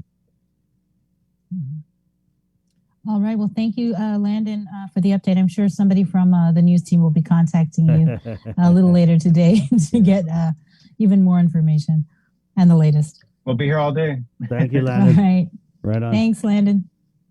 See you, my See friend. you later. Right on. We had some comments in here. Shauna Flores, I'm in Santa Rita. The power is out. Any chance you know how long it will be out? Well, Harry S. Truman has been, they've called school off, right, Bree? For Harry S. Truman has been out because Harry of S. power outage. Truman and Southern High School. Yeah. Because of the power. I'm checking right now to see if I got anything from GPA, but okay. Well, maybe I'll shoot Art. Art's still the guy over there, right? I think it's I can't remember her name. Yeah, did he retire? It's been somebody else that's been sending out the press releases from GPA. Okay, well while you guys do that, right? Joe Sir and I like on a hunch, right? We were just we're taking a look right now. We're showing you guys what the traffic looks like. So we're showing you the Google Maps overlay of like the real-time traffic. Nothing really outside of what would be normal for this time of morning. Looks like some of the major choke points as everybody heads off to work or possibly summer school again. What we know at this point. You got school. Harry S. Truman and Southern High, as Bree just said, have been canceled classes down there today because of power outage. But everywhere else, you got to go to class. And we're taking you on the map right now, basically through Barragata, and you can see on the top of your screen that's what Airport Road looks like, and over in Truman. Typically places where you would have the traffic buildup, nothing outside the norm, as we were saying. Over in Back Road seems to be a little bit more congested than it normally is. But seems like things are flowing pretty smoothly as far as the traffic goes, guys. All right. We're getting Patty Long Diego from Guam Power in just a moment. I think she's going to call in, Bree. So we'll take a quick break at 7:26. We're back with more of The Link next. Good morning. Help us celebrate the class of 2021. Talking Shop Tuesdays on The Link. Brought to you by your friends at Pacific Grocers. Brands you trust by people you trust. Join us each week for Talking Shop Tuesdays on The Link. Tune in every Tuesday morning and see Chris, Sabrina, and the rest of the crew take on challenges using different products in their own unique ways. Whether it's using familiar items or new products hitting the shelves, it is bound to be competitive and super entertaining. It's Talking Shop Tuesdays on The Link, brought to you by your friends at Pacific Grocers. Brands you trust by people you trust. KUAM's multi-platform morning show, The Link, just got a little more delicious with Feed Me Fridays. Chris, Sabrina, Jason, and the rest of the morning crew will take some time each Friday to talk food, taste food, and bring you all the latest and greatest in food from King's Restaurants and Ruby Tuesday Guam, old faves, new hits, and everything on the menu in between. It's Feed Me Fridays on The Link. Do you feel like you're missing out on something? Make life more rewarding with Pacific Points. Earn and redeem points for bill rebates and free load at IT&E, discounts on fuel at Shell, vouchers at Foodies, and United Mileage Plus miles. You can even pay with Pacific Points at IT&E, Shell, and Foodies. Pacific Points. Do more, get more. GU Self-Storage, conveniently located near the Harmon McDonald's. We offer affordable rates, online payments, and auto bill pay for your convenience. Plus gate access daily from 6 a.m. to 9 p.m. Call us today at 648-7867 for more information.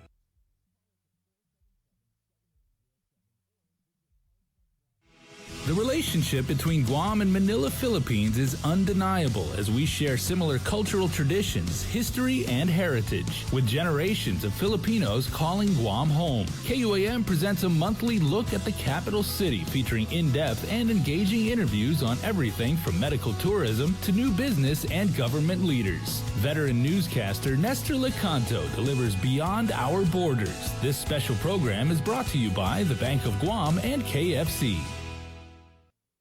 Uno Go, delivering meals from your favorite restaurants and more, including delivering sodas and adult beverages from the Bottle Shack. Visit uno-go.com or download the app today. Also follow them on Instagram and Facebook.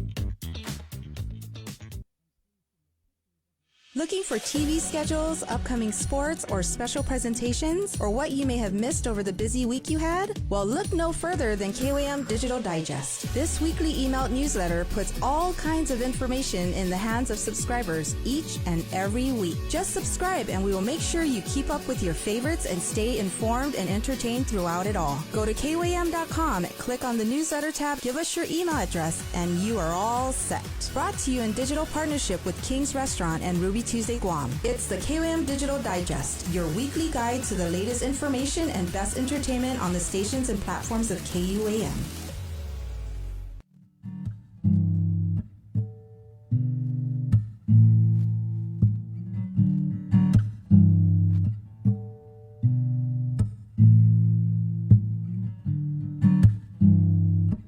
When I look up to them gray skies and I find you, I'm hoping that you're still right at where I left you, and I don't wanna break your heart no more. Yeah, love this one. Shane Quintanilla.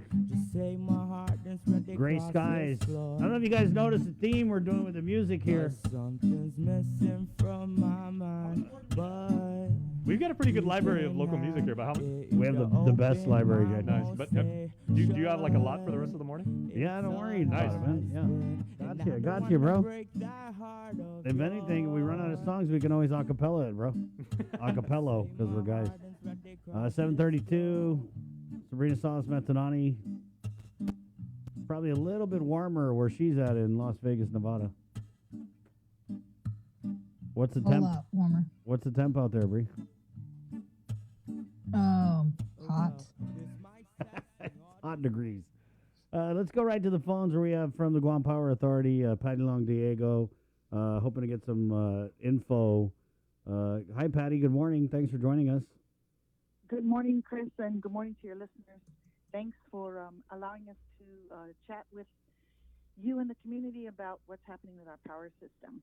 Right, and so I guess right off the bat we had got a couple comments, and then we know that classes Truman Elementary, Southern High canceled today because of power outage in Santa Rita. What can you tell us about that? On that circuit, the crews are on site and are patrolling the lines. It went out at about 5:17 this morning, and they were able to restore a portion up to Southern High School at about 6:35. As you know, a great part of our system is still overhead, so wind and rain does impact our system. There's no issues right now going on at all with the generator side. It's where the lines are and how the power reaches the customers. And so we are experiencing various outages, and we dispatch our crews accordingly, of course, with safety in mind. The dispatch control center can see all the circuits, and they can actually see down to the detail of numbers of customers out in an area. So right now we have about 179 customers out in the Toto Cañada area and about 47 on Villagoma Street. Earlier we had about 9 customers on Conga Road and about 19 customers on Ping Pao Road in Chalampago area. So we are responding, and this is sort of the inclement weather that we are used to addressing and responding for when it impacts this kind of a system. Right, and this is why we see you guys tree trimming during a non-storm periods, right, Patty? That's correct. We do the vegetation management and the tree trimming year-round due to the heavy overgrowth. But when storm conditions come along, it could also enhance that because things do blow into the lines, and or something that didn't quite reach the line is now reaching the line. But nevertheless, I just like to give the confidence that the crews are out there, and we will do everything that we can to restore the power. As you know, power is dynamic. We don't hold on to it. And the whole goal is to keep it flowing as safely as possible. Customers could call 475-1472-3 or 4, or send a direct message on Facebook if they want to report an outage or have something maybe even more detailed and serious they would like to talk about with the dispatchers. Patty, so just to kind of recap, villages experiencing limited outages are Mongwong, Totu, Maiti, Chalampago, Santa Rita. Was there anything else that we missed? Well, it kind of would be island-wide wherever the storm is having the impact on our crews. But yes, as of this morning, that's the reports that I'm having. And we are on it, every moment. So I'd like to give updates when I can and just assure the public to stay safe. Also, Chris, I would like to announce that our payment drive-through window up at Fidian is closed today because of this kind of weather, but customers still have other avenues in which they can make contact with GPA or make payments or find out information about their accounts, and I'll be sending that release shortly. But the drive-through payment window at Fidian is closed today. Upper Tumon is open. Patty, we had a comment here. Agate is glitching. Just so you know. And thank you for that. And yes, it's very normal. That could be a sign of somebody coming in contact with the lines or something else. And the dispatchers would be able to see that. And the crews, they're very busy this morning, and we'll do everything that we can to address every issue on the power system. Do you have like a guesstimated time, or if people experiencing the power and it's probably because the line was touched or whatever, what's kind of like the average timeline for restoration? We don't really have that to report, Chris, because every situation on a different circuit, maybe a substation, it could there are just so many different elements and factors that could be included. But customers would do best speaking with the dispatcher, which is faster than you or I could report as well, 475-1472-3 or 4. And I'm sorry I can't be any more specific than that. No, that's fine. I knew you were going to say that. I just said it. I mean, God, Patty, we sat through 6 months of no power after, I think, Typhoon Yuri. These guys nowadays can't even go 6 minutes.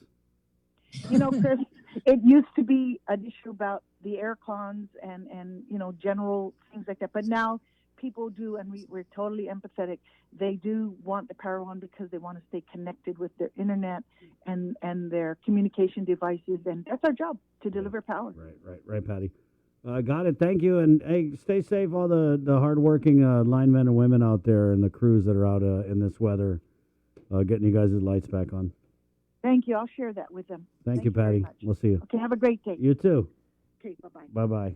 7:38. Let's keep it in the KUAM News Zoom room. We're switching gears a little bit here with Ed Byrne, the Department of Administration Director, joining us in the Link Zoom room. Good morning, Mr. Byrne. Good morning, Chris. Good morning, Sabrina. Good morning. I guess. Yeah, good morning. Well, how's the weather? You have to talk to me to find out what the weather is doing. Are you over at ITC? How's the morning looking? Yes, so at ITC, it's wet here, and the road. I hope people be careful because the roads are pretty flooded. So just be considerate of other drivers. Right on. Well, thanks for joining us. I know that we get you on periodically for an update. There was something, though, that I saw you were very involved with. Was this pay increase for the nurses, right? Yes. Yes. We have spent the last, I think it's been about 2.5 months looking at nurses' pay. And as we said in the press conference, one of the big factors that drove this whole thing was the availability of nurses during the public health emergency, and the fact that we had to employ a fair number of off-island nurses in order to keep the health facilities going. And we want to make sure that we pay the nurses a wage that keeps them and recruits them. I mean, obviously, the first thing we want to do is to make sure that we recruit as many nurses as possible and keep them on island so that health services can continue and not get disrupted simply because we don't have an adequate number of nurses. I mean, Mr. Byrne, it kind of almost seems like we might have opened a 5440 style Pandora's box with this. The nurse is going to get theirs. One of the conversations we're consistently having here on the link is with the parade of law enforcement officials talking about how they can't retain officers for the very same reason you said that we gave the nurses a raise. So are they next in line? We haven't decided yet who's going to be the next for the study. And of course, the study might conclude that the particular group that we're looking at is paid adequately. It's just that in this particular case, we concluded that we were behind national averages, and there was a drain of people. I looked recently at the attrition in law enforcement during this financial year, and it hasn't been that great. So that may not account for ability to recruit. We're in the middle of recruiting for GFD and GPD, but I don't think that the situation is as concerning as it certainly was with nurses, because we didn't have to go offshore and employ law enforcement people, but we did have to go offshore and employ nurses. Mm-hmm. Well, just kind of sticking with what Chris was mentioning, we've had the Department of Corrections on, Anton Uggan. We've had GPD on, Steve Ignacio. We've had Melanie Brennan on from DYA, also CPS. And one thing they have consistently brought up is incentive pay. And they've been talking, they said, to the Department of Administration about implementing or offering incentive pay as a way to retain and even recruit people. Can you tell us what's the latest on these talks? Yes, I can. As far as DYA, and then I'll move to DOC in a minute. DYA, we already did a quick study because of the situation there and it was about 6 months ago, and we proposed and it was agreed that they should get some incentive. They have, in fact, implemented that incentive, and they have advised us that it has helped with not only just morale, but it has helped to keep people. DOC had a similar study, and that was also recommended, but DOC have not yet implemented it, I think because of budget reasons. I know they're working with BMR on that, but we were certainly concerned to make sure that those two departments, which were suffering from higher than normal attrition, were taken care of. DOC, I think, is actually in a class all by itself, because you're asking people to spend their working hours in a confined space with people, that are, I guess you have to conclude that everybody that's in prison is a criminal. So, they're in a confined space with convicted criminals, and that's not what everybody wants to do. Certainly, I don't know about you, but I certainly would think twice about taking that particular job. So retention there is certainly a problem, but we're hoping that when this can get implemented, and with some changes I know the DOC are making to working conditions to improve the working conditions, because that's part of the equation. I'm certainly hoping that retention will improve there. Mm-hmm. What's the incentive pay? Like, what's the percentage, I guess, for DYA and then DOC? Is it like 10% or? No, I think it was 15%. For DYA and DOC? They were the same, but I would have to check it, and it was some while ago, so maybe. And when you say DYA, is that inclusive of CPS, Child Protective Services? Now, this happened before Child Protective Services was included into DYA. We're looking at that separately, because that was an emergent problem. The problem there seemed to be twofold. One is that CPS employees have to work very long hours and are basically always on call. I mean, they're not confined, but they're always on call, which is something that certainly affects them. But also, they're dealing with cases that all of them have a really sad story behind them. Yeah. And we want to make sure that they're equipped, not only financially, but emotionally equipped to deal with that. Which and I know that there's been a lot of work done on that in the last few weeks. Now that the forces of DYA and DPHS have been combined on that. Okay, so that's still a work in progress. Any other government agencies that have come to DOA and said, hey, we need to implement some sort of incentive pay? Almost every comes and wants incentive pay. Some, of course, go direct to the legislature and try, but we certainly advise both them and senators that it's best dealt with this administratively, because laws always seem to have unintended consequences. Whereas if it's dealt with administratively, not only can we think about all the consequences, but we can adjust if necessary, which is much more difficult if you actually kind of freeze it into a law. Right. You mentioned the legislature, and I was just reading through my emails, and I noticed there was a release from Senator Talina Nelson's office regarding COVID differential pay, specifically for customs officers, and wanting an update on that. But I know that we've spoken to like the Mayor's Council of Guam, and I believe GPD and DOC and GFD, that they're still waiting for COVID differential. And according to the Mayor's Council, it's an issue of no CARES Act funding, right? To pay it out. Is that kind of what's happening? Is we just have to wait for whether or not we're going to use ARPA money?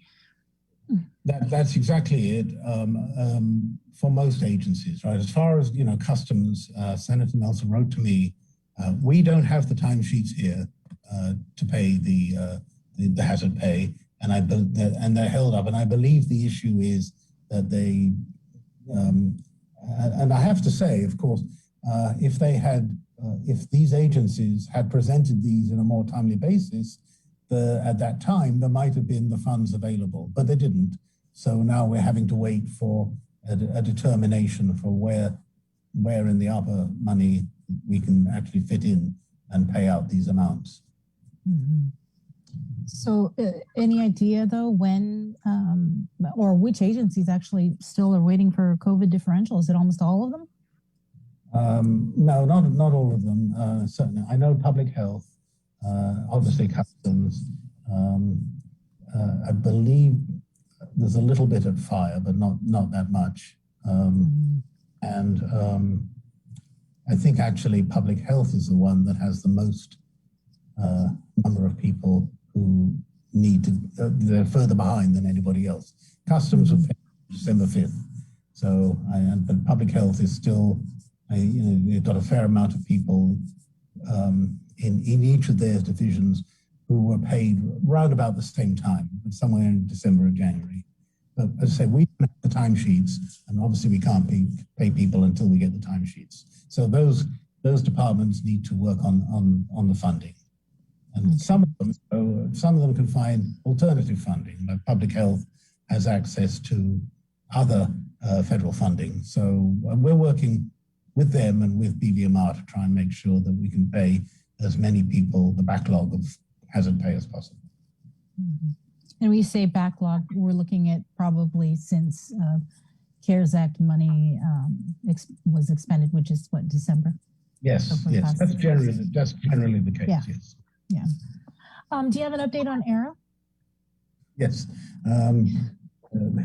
We actually have paid out something just over $2 million with ERA.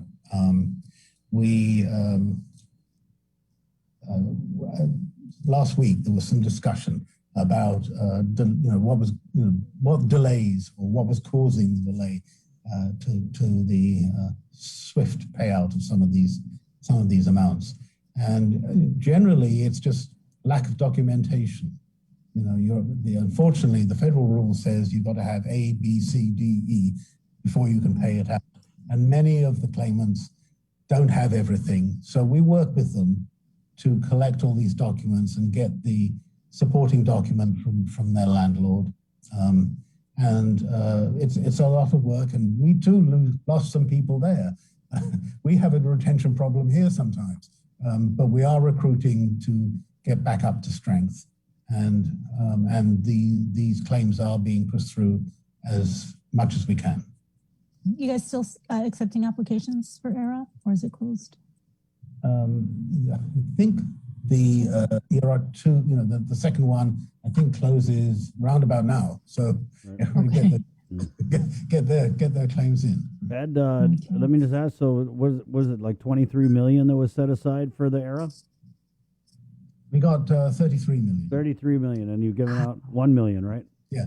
2. You said 2. 2 million. Okay. But bear in mind, please, that 33 million plus the 11 million we got for ERA 2 has to last through the end of next year.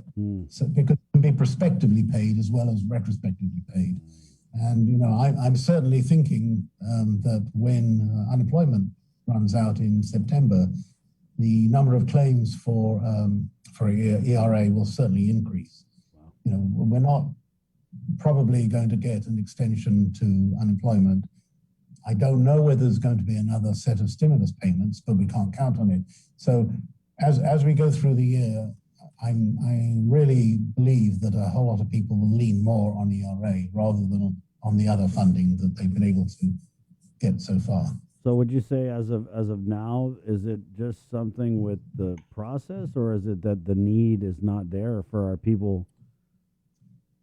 I think there's three things, Chris. One is the need is less than I think it's going to be, right? Because, and some people during the course of the months before ERA was introduced by the federal government, did their very best because like anybody else, they want to pay their bills. They did their very best to pay their bills. And sometimes that meant borrowing from friends and relations, and sometimes it meant borrowing on credit cards. And we're looking at how we can relieve that if it's within the rules. Because they made the effort to pay, whereas some people who just weren't in a position to pay are now getting the benefit of this particular assistance. So there are many things that we're trying to do to equalize the whole position. One of the other things that when asked what is delay is just the informal nature of arrangements that we have on island. We do things with a handshake, and very often people are renting from their relatives or from somebody who might be known to them, and there's not paperwork. And we have to go back and read that paperwork in order to fit in with the rules. So we're actively working with all these people to try and maximize the benefit.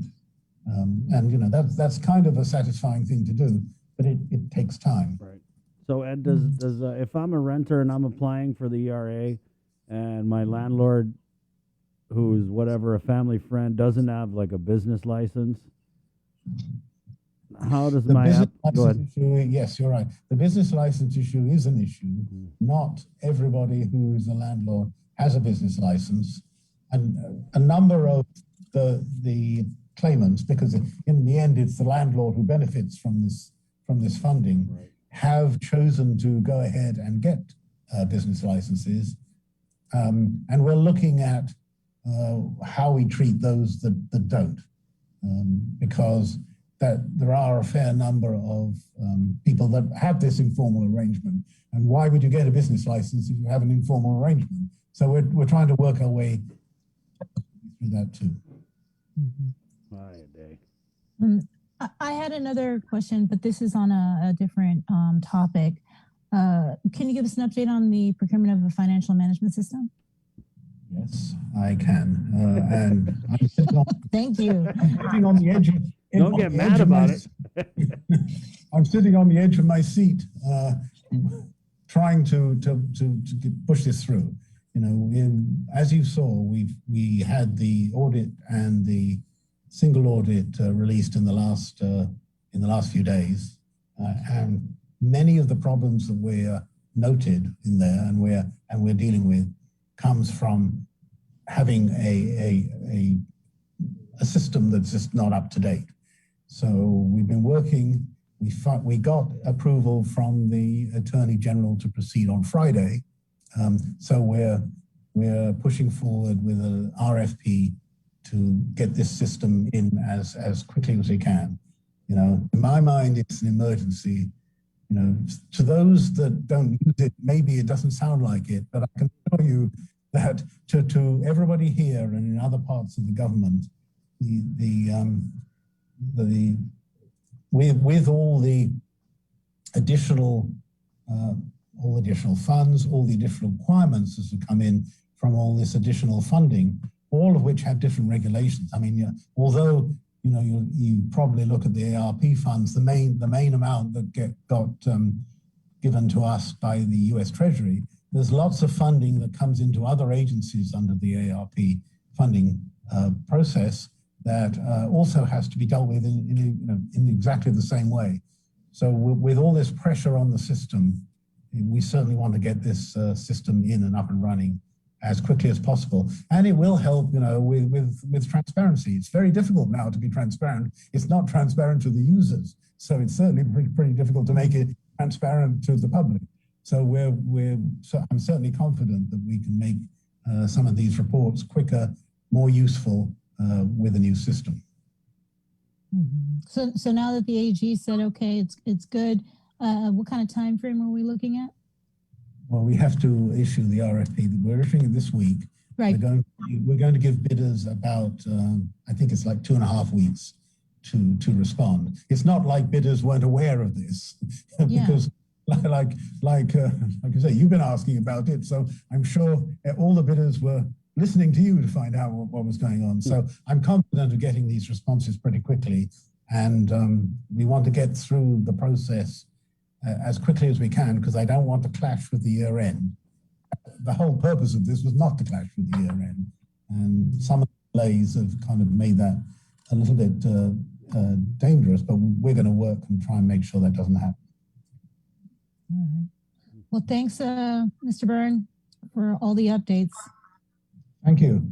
I didn't know I had so many things to update, but I'm glad I did. Yep, very productive visit. Right, stay dry. Yes, keep well and keep dry. Thank you. There All you right, go. stay safe. Mr. Ed Byrne, Department of Administration Director, 758. Right here on the link. Miss a lot. We did have Landon Eilert with the very, very in-depth weather report earlier in the hour. Did he say that they're doing something at 8, Jay? He said they're going to plan their next update on their webpage no later than 8. Okay. Which is basically you're just going to say like where the weather system is at, if it has indeed intensified. Right. I just poked my head outside and everything. It looks like the rain here in Harmon has subsided, at least for the moment. So you just got like droplets coming off the roof and everything like that. But I mean, still wet outside. But as Mr. Byrne very wisely said, please, if you're on the roads right now doing anything, please drive safely. Right. 7:58. Let's go ahead and do a birthday shout out down from Melissa, who works at the Bank of Guam main branch, to Cisco Napati, 21 years old. That's from your mom, T. You guys ready? Oh, yeah. All right. 21. Happy birthday to you. Happy birthday to you. Happy birthday, dear Cisco Napati, 21 years old, and everyone else whose birthday is today, too. Happy birthday to you. May the dear Lord bless you. May the dear Lord bless you. May the dear Lord bless Cisco Napati and everyone else's birthday is today, too. Happy birthday to you.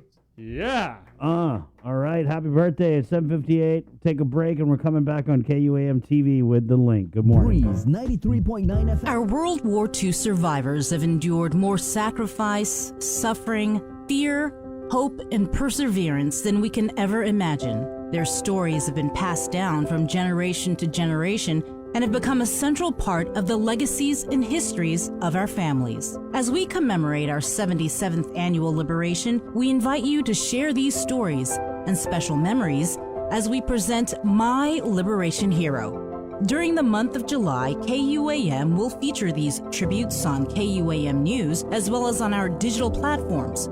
We ask that you start your video or written submissions with the phrase, My Liberation Hero is. And please submit pictures of your heroes if you have them. Send your emails to liberation@kuam.com. And let's give everyone a chance to reflect and remember these special times and people in our history. Happy 77th Liberation Day, Guam. Brought to you by Coast 360 Federal Credit Union, Ordot Dental Clinic, and Vince Jewelers.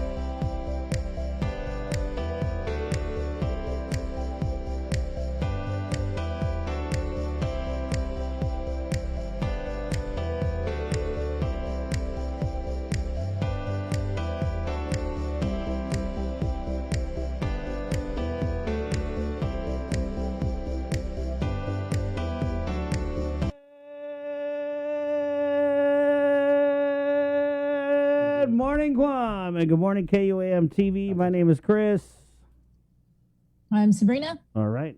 Good morning. I'm Jason, and kind of an overcast. Well, definitely an overcast. Kind of, morning. yeah. It's, Hopefully by lunchtime things are going to start to look a little bit better. It's a stormy Tuesday. Good morning, KUAM TV. Welcome to the link. Proudly brought to you by Pacific Points, IT&E, Cabo Enterprises, and our friends at Jack in the Box, where you can get the cheddar bacon breakfast biscuits. They're absolutely delicious. They get little duendes. They stick cheddar in the biscuit. It's cheesy. There's also an extra slice of cheese on there. Okay, you get a fried egg. It comes with bacon, sausage. It's good. You will love it. Trust me. Yeah, good morning. It's 8:02. Guys, Landon Islet of the National Weather Service was on. We've got the very latest with the weather, and so we'll go ahead and get right into it from the KUAM News team. With the very latest, brought to you by Pacific Point, Sabrina Salas-Matanani. Good morning, Sabrina. Off it, everybody. Again, we're starting with your weather forecast. This is just the latest bulletin from the National Weather Service, updated as of 8 o'clock this morning. Tropical Depression 06W has passed its closest point of approach to Guam. Again, this is the 8 a.m. update. The Tropical Depression has passed its closest point of approach to Guam. However, there are several advisories that do remain in effect. A flash flood watch is in effect for Guam, Rota, Tinian, and Saipan through tonight. A high surf advisory also in effect for Guam, Rota, Tinian, and Saipan until tomorrow morning. Hazardous surf of 9 to 12 feet is expected for east and south facing reefs of the Marianas, producing dangerous swimming and surfing conditions and localized beach erosion. Guam, in the meantime, remains in condition of readiness 3 or core 3. We're still under a tropical storm warning. Also, while school and government of Guam operations are continuing and conducting business as usual, the community is reminded to practice caution on the roadways as rainy weather is still expected throughout the day. Summer school classes are still in session. However, as you heard earlier, Southern High and Harry Truman classes have been canceled due to a power outage in Santa Rita. We did speak with communications office spokesperson over GPA, Patty Diego. She did say that they are responding to various reports of outages in among Sumaiti, Chalampago, and again, Santa Rita. And then we did get a viewer who called in and let us know that the power is glitching in the village of Agate. GPA also wanted to let everybody know that the drive-through payment window at Vidian is closed because of the inclement weather, but they do advise you, if you have to make a payment, to visit their Upper Tumon payment office. The Guam Police Department's Highway Patrol Division is investigating a fatal crash that occurred last night along Route 15, the back road to Anderson in Manilao. The two-car collision was reported before 7 p.m. between Hawaiian Rock and the Gloria B. Nelson building. 2 men were transported to GRMC with CPR en route on one of the men, while the other was stable. Additionally, another man was taken to GMH with serious injuries. No word yet on the cause. And with more news, here is Isaiah again. This news update is brought to you by Pacific Points. Do more, get more. Half a day, good morning, everyone. Guahusi Isaiah again with your headlines here on the link. Does Guam's castle doctrine protect attempted murder defendant Randy Jr. Chaco Nauta and co-defendant Anthony Ignacio from prosecution? Defense counsels argue it does, as they have mentioned to dismiss the case, claiming self-defense. Here's more from Superior Court Judge Maria Senzon's courtroom. Defense counsel Randy Cunliffe says his client Anthony Ignacio was the victim in the case. Representing co-defendant Randy Jr. Chalco Nauta is alternate public defender Peter Santos, who says his client was defending Ignacio when he allegedly shot Jesse Kitachai. The whole incident went down back in February along San Francisco Street in Agate. As reported, Ignacio and Nauta met up and drove to the dead-end street, where Kitachai and others were at. Kitachai had allegedly been threatening Ignacio and when she was going to make peace, but that was not the case. Moments later, several men with weapons walked toward Ignacio and Nauta, who remained inside their car. Kitachai allegedly began violently striking the car with a metal pipe and knife in hand and attempted to pull Ignacio out of the car. That's when Nauta allegedly exited the car and shot Kitachai. Ignacio was the getaway driver. Nauta has been indicted for attempted murder and aggravated assault charges, while Ignacio faces guilt by complicity to commit attempted murder as a first-degree felony and guilt by complicity to commit aggravated assault as a second-degree felony. Cunliffe and Santos have motioned for the dismissal of the case with prejudice, claiming self-defense under Guam's Castle Doctrine statute. Oral arguments on the motion were heard Monday morning in the Superior Court of Guam. Attorney Santos stated, quote, "This was a clear setup for a beatdown or worse, where Ignacio was a target. And let's not beat around the bush. These are Agate boys. They do certain things down in Agate," unquote. Santos further arguing that the defendants were in the car, blocked in, and had to strike an object in order to leave. In support of this argument, Attorney Cunliffe stated that Kitachai was trying to attack the duo. On the other side, Assistant Attorney General Sean Brown opposed the motion and brought into evidence surveillance footage captured from a nearby residence. Brown argued that the Castle Doctrine does not apply because Kitachai never entered the vehicle and did not try to pull anyone out of the vehicle. Brown also pointing out that the defendants were armed. He stated, quote, "If they wanted to make peace, then why would they bring a firearm? And all this happened while Ignacio yelled to Nauta, 'Blast him, par,'" unquote. In response, Santos argues that Brown and the police jumped to the conclusion that the two defendants were there to meet with Kitachai, but Santos says they were lured there by another individual. Further, the defense brought into evidence more video surveillance footage that allegedly shows Kitachai arriving to the location and coordinating with others, grabbing weapons, and then going to Ignacio and Nauta's car. In conclusion, Santos says the evidence shows they walked into an ambush. The Castle Doctrine applies, and if the court does not agree, then self-defense does apply. The court is taking the matter under advisement and plans to issue a decision in order. As a law that mandates what some senators are calling the political privatization of tax enforcement, it appears to be on the fast track to implementation. Bipartisan criticism of the law is highlighting the true price of privatization. Chris Barnett has more. Rev Tax Oversight Senator Sabina Perez continuing to call out the political privatization of tax collection law. Senator Perez citing the price of privatization and comparing it to what it would have cost for Rev Tax to do the collecting of cigarette taxes in-house. They're going to proceed with the RFP at a cost of $17 million, which, DRT can do it for a fraction of that cost, about $400,000 to do. And the rest of that money can go towards the health of our people. So, DRT still has that option. Wesco, a cigarette distributor affiliated with Senator Mary Torres' family, sued DRT over the implementation of this tax collection law, but the AG's office argued that Wesco didn't even have standing to file the lawsuit. The AG's office also arguing the procurement has already started, and the AG further arguing that Wesco's writ lacked factual statements and was full of, quote, speculative statements. Senator Tello Taitagui tells The Link Wesco had too much leeway and too much involvement in the legislative process for this law, and it looks like they had a little help from the inside. Certain individuals who have interests, special interests in this legislation, who should have basically exempted herself from any kind of voting or put her name on any kind of part of this legislation. There's a conflict of interest. So you could see politics at its worst here. Both senators calling out the enormous $17 million price tag that will come with privatizing tax collection. The company that wins the bid will essentially be paid $17 million over the course of the contract. That $17 million would have normally gone to the Healthy Futures Fund to help cancer studies and, more importantly, cancer patients.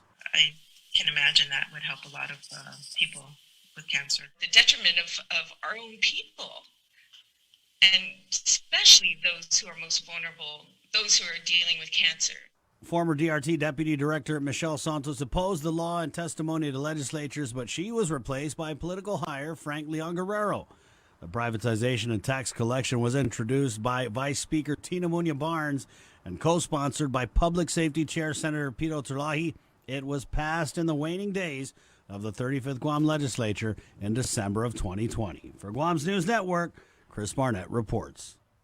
Senators have set the agenda for their June legislative session.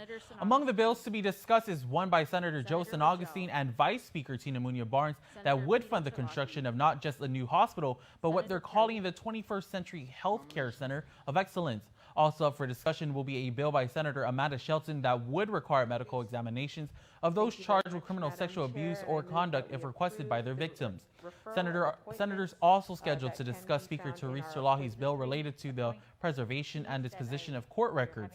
And finally, also on the agenda is a measure by Senator Mary Torres that would streamline adoption procedures on Guam. In other news, Land Committee's Chair Speaker Teresa Lahi will be conducting an oversight hearing on the Chamorro Land Trust on Wednesday. According to the oversight hearing notice, the hearing will consist of an update on the implementation of Public Law 35-112. That law preserves the land restoration and justice mission of the Chamorro Land Trust Commission. This law was the result of a lawsuit settlement between the CLTC and the Department of Justice, and the law codified the settlement terms. Also on the agenda, swift confirmation of lease applicants via genealogy and title research, and the inventory of the CLTC properties in need of land registration and utilities connections. Senator Joanne Brown had asked Speaker Talahi to cover several issues related to allegations raised against former CLTC Administrator Jack Haddock in an oversight hearing, but Speaker instead forwarded those concerns to the AG's office, seeking an opinion on whether or not the allegations were criminal in nature.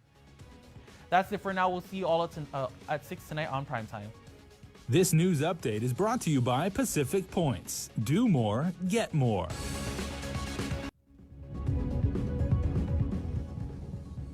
Turning to the latest COVID case count, 17 new positive cases were confirmed out of 1,139 tests performed between last Friday and Sunday. 2 cases were identified through contact tracing. 8 reported recent travel history and were identified in quarantine. To date, there have been a total of 8,284 officially reported cases of COVID-19, 139 deaths, 51 cases are active, and there have been 8,094 recoveries. The CAR score still remains at 0.4. As a result of the inclement weather, the weekly drive-through COVID testing clinic at Teason has been canceled. COVID testing will still be available at the Northern Region Community Health Center by appointment only. The JIC also reports that COVID vaccine clinics also still open today. UOG is still open, as well as the Southern Region Community Health Center in Inalahan. Although Governor Lilian Guerrero declared Guam into condition of readiness, 3 summer school classes for GDOE are scheduled to continue. And I believe I mentioned this earlier, though, that Southern High School and Harry S. Truman were canceled because of power outages. The Mayor's Council of Guam met Monday to discuss whether senior centers could reopen by July 1st. With the latest, once again, here's Isaiah Uggan. After being shut down for over a year due to the COVID-19 pandemic, village senior centers will be reopened 4 months from now, welcoming our island's Manunkus back. Governor Lilian Guerrero's recent executive order authorized senior citizen centers to reopen by next month, but mayors say they are not ready to welcome back Manunkus. Although the adult daycare centers and senior centers can reopen by July 1st, Mayor's Council of Guam President Jesse Alec, who is also the mayor of PD, said in an exclusive interview with KUAM News that's not going to happen. Alex said that the mayors who run senior centers agreed during the meeting this afternoon that it would be best to reopen by October 1st. The 4 months will give mayors ample time to prepare for the return of the senior citizens. However, other issues need to be addressed. We're also going to have to be concerned about the meals, right? And so we still have not yet received guidance as to whether or not the 50% or more senior meals that we've been giving out or been delivering during COVID will continue to be delivered. And that's a big deal, because if we have to deliver meals and operate the centers, we're going to be seriously short-staffed, because the staff that deliver the senior meals are the staff that typically operate the centers. With no exact date, he said they are working to have the 4 adult daycare centers as well as the dementia care center to reopen earlier than the senior centers. According to Alec, during the meeting, all 11 mayors agreed that operating senior centers at an earlier date would not be feasible. Manila Mayor Alan Nagata and Agate Mayor Kevin Sasuiko shared the same sentiments. Here in as well as the filtration system, and of course I know that the president mentioned there's also RFPs for the seniors as well for the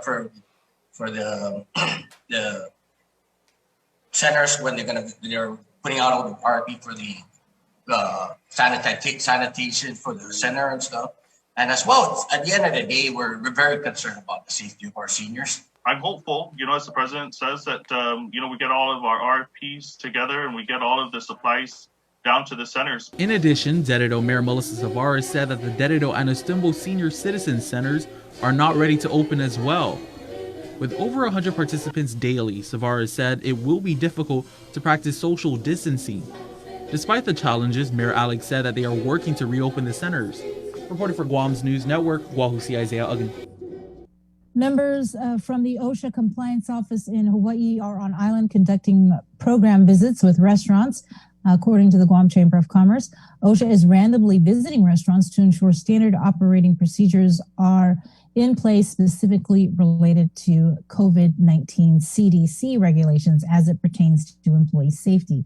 Employers and staff should have their mandatory compliance regulations in place and should be able to answer related questions. Budget oversight hearings scheduled today for the Department of Labor, Department of Land Management, and the Guam Ancestral Lands Commission. Also from the legislature, a public hearing is scheduled for Bill 120, which proposes establishing early in-office absentee voting. The public hearing for that bill is at 2 o'clock this afternoon. President Biden is launching a new round of negotiations over a new infrastructure proposal with lawmakers expected at the White House this week. With the latest, here's Natalie Brand. President Biden is launching a new round of negotiations over a new infrastructure proposal, with lawmakers expected at the White House this week. We need a few more details about the deal and about the proposal, including specifics about how to pay for it. An idea that's been floating around there that certainly the president would not support is a gas tax, which would raise taxes on people making less than $400,000 a year. The latest bipartisan compromise plan comes in at about $1.2 trillion and has the backing of more than 20 senators. President Biden, if you want an infrastructure deal of $1 trillion, it's there for the taking. You just need to get involved and lead. But some progressives say the compromise doesn't go far enough. When we deal with climate, when we deal with infrastructure, when we deal with home health care, when we deal with child care, we can create millions of good paying jobs. Another big issue in focus this week, voting rights. The Senate is poised to bring legislation to the floor as early as Tuesday, but it's unlikely to get very far. It's a federal takeover of our election system. I wouldn't say we expect there to be 10 magical votes to appear from the Republicans in the Senate. While the president's legislative agenda faces congressional gridlock, today the White House is promoting a new benefit that has already passed, the expanded child tax credit. Monthly payments will start going out in mid-July. Natalie Brandt, CBS News, the White House. With your news in tomorrow, here is Ken Conception. Buenos Outage to get something we can sa morgan ni KUAM News. Presenta ni Familian Mizo gi First Hawaiian Bank. Sa pwede magtempo, haji sinigur na test COVID-19 ni masusasadi kada semana gizatizan sa makansela para pago na dia. Lo sini ang mates gi Northern Region Community Health Center lo Debbie Entry na puntaha. Lo Joint Information Center ma-report na isagan mabakuna na klinik siya sa tiparofan mahutsum. I-klinik gi Universidad sa para mababig las 12 gitaluan ni hasta las 5:30 gipapuengi. Paugi Southern Region Community Health Center gizayan na lahan sa mababad hasta las 9 geegan hasta las 12 gitaluan ni. Imas, manafanadan ni senador siya ito niya agenda para ihunyo na sesyon ni legislatura. Giuno ni para madiskuti sa ajibiw niya si Senador Josan Agustin ni Vice Speaker Tina Muna Barnes no ni nagwahas lapi para nuevo na hospital. Maagang the 21st Century Healthcare Center of Excellence. Yoto ni para madiskuti sa ibiw na si Amanda Shelton. No David fan marikonosin mediko at siya mamaatake por kriminal na inabuso pat kondukton bus ni kung marequesta ni biktima siya. Gyuto man na din skuti gi agenda sa ibiw na si Senadora Mary Torres ni para man mas libyano yung reglamento man adapta ginigizagwahan. Isesyon sa para ibetnis za tutunggi dispesi sa tawi kongreso na address gini Delegado Michael San Nicolas. Mas gini legislatura, gilataf-taf giniga mandanya senador siya para state funeral para iginin senador Michael J. Reedy. Pumaluntari si Reedy gi Peace Corps da sumagagwahan gimit 964 na sakan da tutungwi isibisyon niya para publiko na totso. Ginin plano para Departamentong Public Works at sa biloki ginin gobyerno po MCAVO para Special Assistance for Policy and Program Development, ginin Executive Assistant para ginin Speaker Tommy Tanaka, da ginin Direktor para Bureau of Budget ginin Administrasyon Zoada. Mailihi para legislatura lokwi, mailihi para legislatura lokwi. Manistabay giega ni familiar na ni mangatsong niya siya si Reedy para seremonyo. Matay si Reedy gidyatan tagimatsu na mes giza Maryland, 65 anyos edad niya. Ima sa sunto, State Department sa makontinuya para manatlat sa dekifinal sa espesyal na visa para i-Afghan na solidano siya na sumupopot ti tropa na Amerikano. Este siya sa sinya hagba pinaligro gin ni Taliban sang gin mati tempo para fanuzang Amerikano sa Afghanistan. Lugwa siya mansatsa de na su na tinahong tempo para ma-process todos ti siya na tawtawi. Gwa siya sinangan na sinya maadsig Guam para temporaryo na sa ganiya este siya na refugees sa puli eksperyensyan Guam animal mati Vietnamese ni Kurtz magi. Community Defense Liaison Office Director Vera Tupasnya ilingin na masya tazar tabiya manunan siya na para maadsig Guam hanap fanlilisto siya gobernamentong Guam put sa kaso. Ilingin si President Biden na malago na fanhuzang Amerikano sa Afghanistan gidya 11 September yan na besaryo animan maatake Estados Unidos no atutuni gera kontra terrorism. Yuto mo na asunto, humiluli komite ang tano Speaker Teresa Lahi sa paro na gwaha oversight na hearing pwede sa Moreland Trust gay Merkulis. Sigonin dito siya ni oversight, a konsistig SMP pwede tinigogan na para ma-implementay Public Law 35112. Ato na lai sa sustaining do pursi mission niya sa Moreland Trust Commission, gayang litera Land Restoration and Justice Mission of the Moreland Trust Commission. Gimasa doon na lai sa resulta ni Nafa Malikpat Settlement, entya ni masuit sa Moreland Trust Commission no US Justice Department. Giadzo ay ekspika ilay tay mano para marekla idesina konforma. Giadzanda ni oversight para manatsaw na di mas latsadik na kininfit ba man manapliplika para lease, entya di genealogy dyan ni naligaw titulo, dyan bentarin propiedad. Siya gin ni Moreland Trust Commission no hanisisita no fan malayhestra, so fan manai utility siya. Si Senadora Joanne Brown sa Vice Speaker Talahi para kurbi loki otusya na tiklo gi oversight. Piora di alegasyon kontra gini ni Direktor di Moreland Trust Commission, Jack Hattick. Lo Speaker sa Ministed, Hutsogo Esti, ananaw gesti na inasaki gwati gi Oficinan General Abagadong Guahan, para famanay opinyon, kwesti siya na alegasyon sa kriminal duputsi. Para Guam News Network, Guausikin Conception. Yasunto ifinut sa moro sa presenta sa ninafatto ni Familiang Mizo gi First Hawaiian Bank.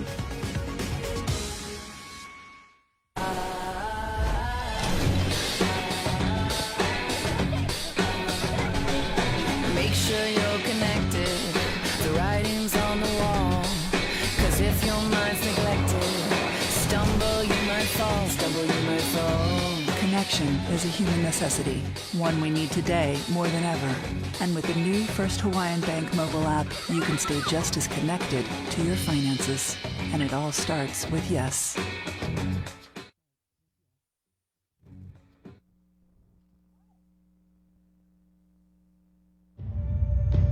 Our World War II survivors have endured more sacrifice, suffering, fear, hope, and perseverance than we can ever imagine. Their stories have been passed down from generation to generation and have become a central part of the legacies and histories of our families. As we commemorate our 77th annual liberation, we invite you to share these stories and special memories as we present My Liberation Hero.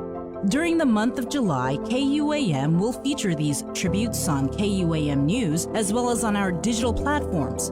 We ask that you start your video or written submissions with the phrase, My Liberation Hero is. And please submit pictures of your heroes if you have them. Send your emails to liberation@kuam.com. And let's give everyone a chance to reflect and remember these special times and people in our history. Happy 77th Liberation Day, Guam.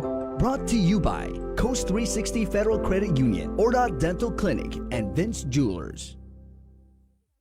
Do you feel like you're missing out on something? Make life more rewarding with Pacific Points. Earn and redeem points for bill rebates and free load at IT&E, discounts on fuel at Shell, vouchers at Foodies, and United Mileage Plus miles. You can even pay with Pacific Points at IT&E, Shell, and Foodies. Pacific Points. Do more, get more. After a year with so many games and events delayed or unplayed, the world is ready for anything and everything in the world of sports. KUAM Communications is ready with more games, more championships, and more specials that are guaranteed to bring out the fan in you. Don't miss a minute of gameplay from NBC on KUAM TV 8 or from CBS on KUAM TV 11. Every month, we'll bring you the action and excitement. Brought to you locally by Michelob Ultra, Superior Light Beer, Marianas Irrigation and Landscape, and Docomo Pacific. Just Plus more great reasons to tune in and turn on so you'll fall in love with TV again with the best from KUAM Communications. Catch SportsLink on the KUAM News Morning Show, The Link, every Friday to hear about the latest in sports news, game schedules, athlete profiles, and more. SportsLink, brought to you each week by Pure Alkaline Water and Mariana's Irrigation and Landscape, airs every Friday across the multimedia platforms of KUAM. Tune into the broadcast on Breeze 93.9 FM, on KUAM TV 11, live streaming through the KUAM News Facebook page, or view highlights on YouTube, KUAM News Facebook, and Instagram. SportsLink is hosted by Dave Delgado through KUAM Sports, and he will make sure that everyone knows what is happening on the fields, in the gyms, and everywhere in between.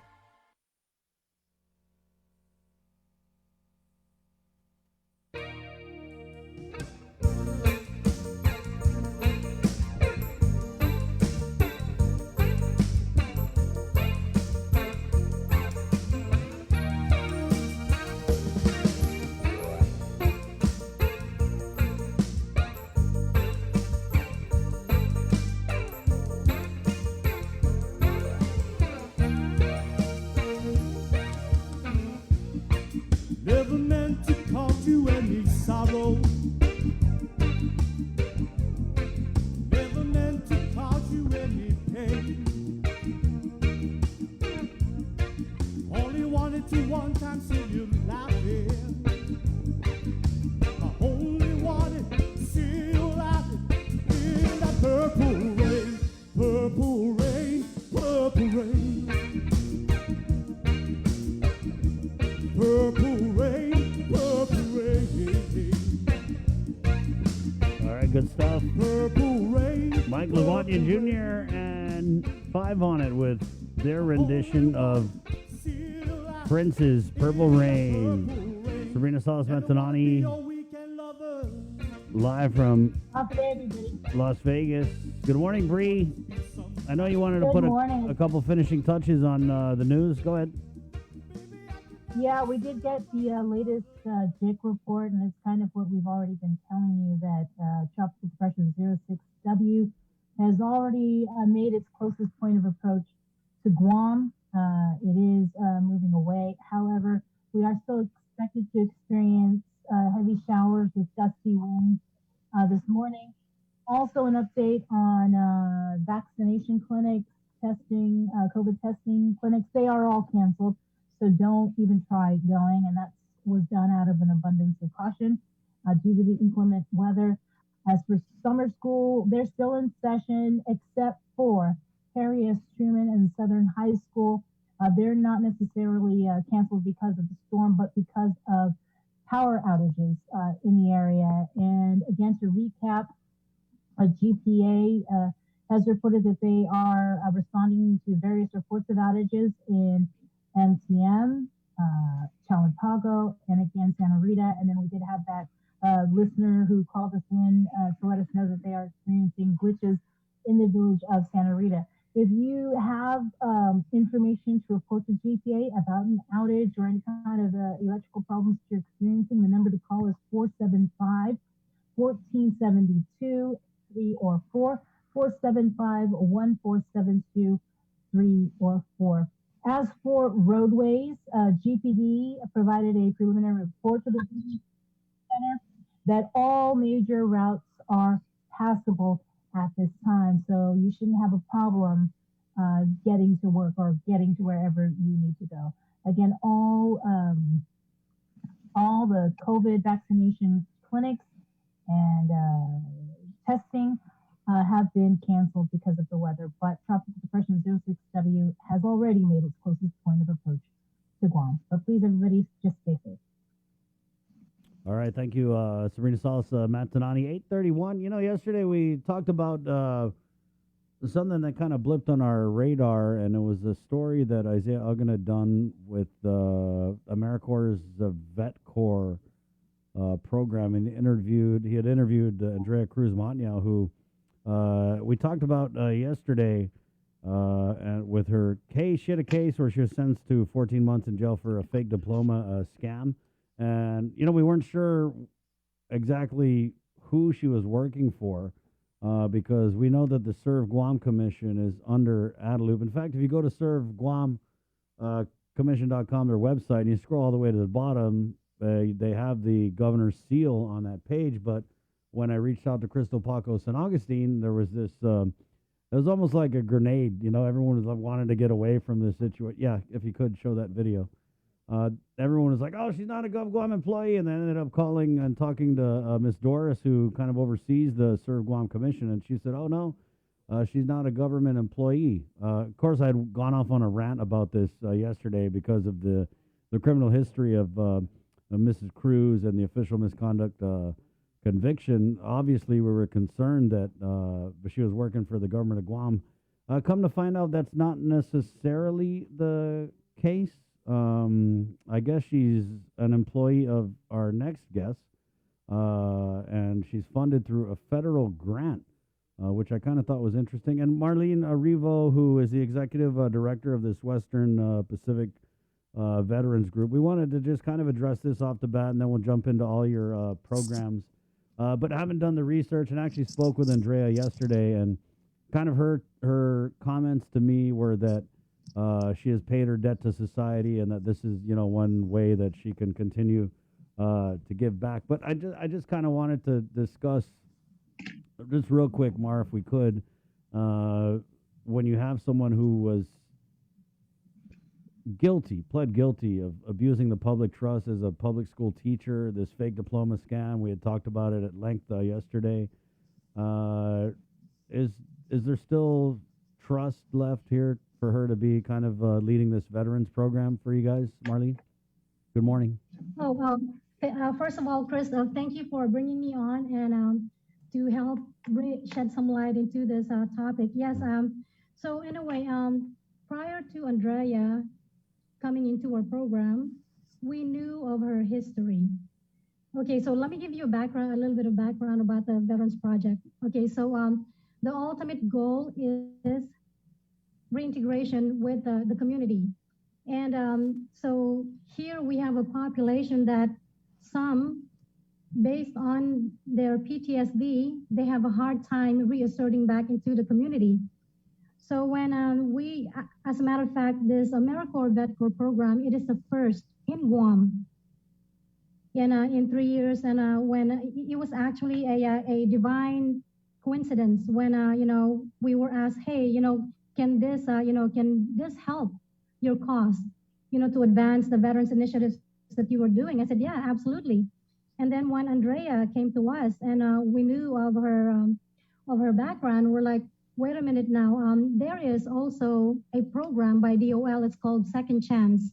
And that is something that we are also trying to get, trying to stand up as part of our program. Because, one of the things we determined when we were doing our research and our, to determine what veteran programs we are doing here, some of the concern and issue that were brought to us were some of our veterans are actually being sent to jail and they don't belong there. And I'm not saying that they didn't do anything wrong, but Guam does not have a rehab center for them. So that is something that, that is part of the project that we are doing. And then when Andrea came to us and, I asked her, well, do you mind, we certainly would love to uplift you because, people do make mistakes. And then when we consider the type of mistake that she made, we're like, okay, so we're going to give it a shot. And this is a federal grant, it's 100%. As long as you clear all the checks and backgrounds that is required by the grant, then we are okay with that. And I also asked her, again, I go back, I said, hey, Andrea, we saw the good in her. We saw the talents that she brings to the table. And that's what we wanted to highlight, because then it would be a great example. Because, some of our, I'm a veteran myself. I served 27 years. Well, I retired in 2012. So some of the issues that we are finding with our fellow veterans is that, you have to first build the trust. You have to first the relationship. So and not just that, she also is a family member of veterans. So we're like, you know what? If you would like to take a chance in us, we would like to take a chance with you. And I was working closely with her probation officer. And, I told her, bottom line up front, this is what we're working on, our Veterans Project. We see the good, the good in her. We understand that she made a mistake and, she was actually incarcerated for that mistake. So now we would like to be the organization that gives her a second chance. And like I mentioned earlier, Department of Labor has a program called Second Chance. So is this part of that second chance? Is Andrea's hiring part of this second chance program, or are you just mentioning that they do have a... I'm just mentioning that, but it's something that we would like to launch that down the line because, okay, let me talk a little bit about the structure of the Western Pacific Veteran Community Foundation. It is a nonprofit organization, and the AmeriCorps program is just one of the subsidiary programs that we have. We have other programs that we are working with other nonprofit groups, veteran nonprofit groups that we are also launching. So this is just part of the program. But ultimately, it's one of the programs that we are going to launch because we have a workforce reintegration program that is going to be led by another nonprofit called NVTSI, aka Reboot. Because when a person joins the military, regardless of the branch of service they choose, we are conditioned to think like a military person. When we come out, that person that went in, we go through boot camp and trainings and all that to get that military conditioning. So when we come out, this other nonprofit, they've been around for over 10 years. Actually, it was a fellow veteran that brought this organization to us, Charlie Hermosa. So what they do actually is they take the fellow veterans, and it's called Reboot. It's an opportunity to go through some courses and job placement, training, just so we can get reintegrated back into the community. Mar, I just wanted to go back to the hiring of Andrea. Is she a veteran? She's a family of a veteran. So our primary area we have 4 focus areas. Our primary focus area is veterans and military families. So why not hire like a veteran and give a veteran a second chance? I'm just asking. We're going there as well. As a matter of fact, we have been cleared to recruit, and we can recruit up to 70 members.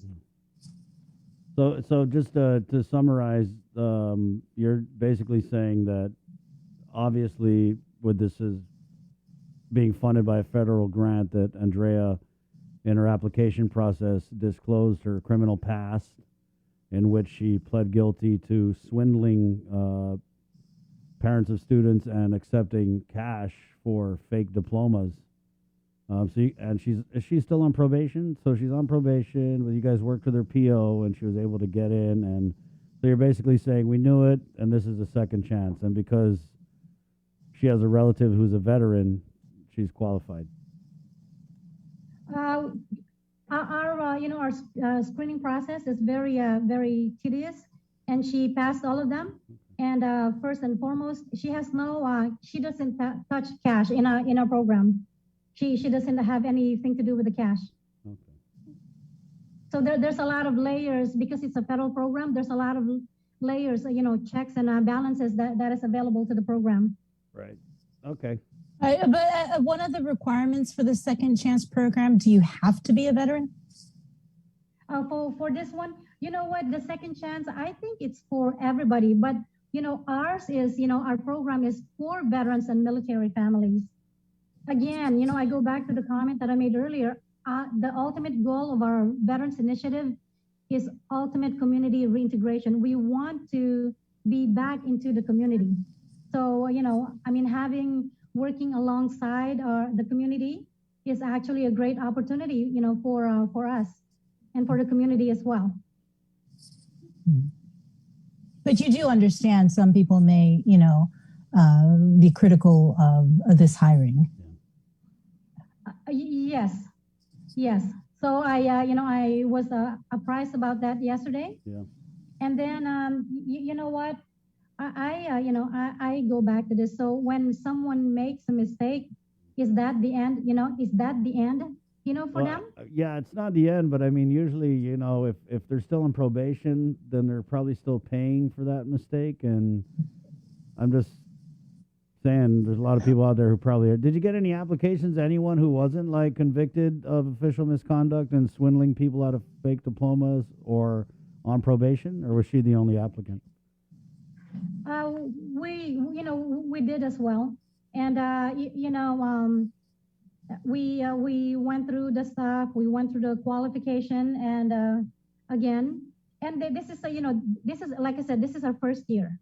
This is our first year. So if based on her performance and so far she has exceeded our expectation based on her performance. It's performance based, and the grant is annual.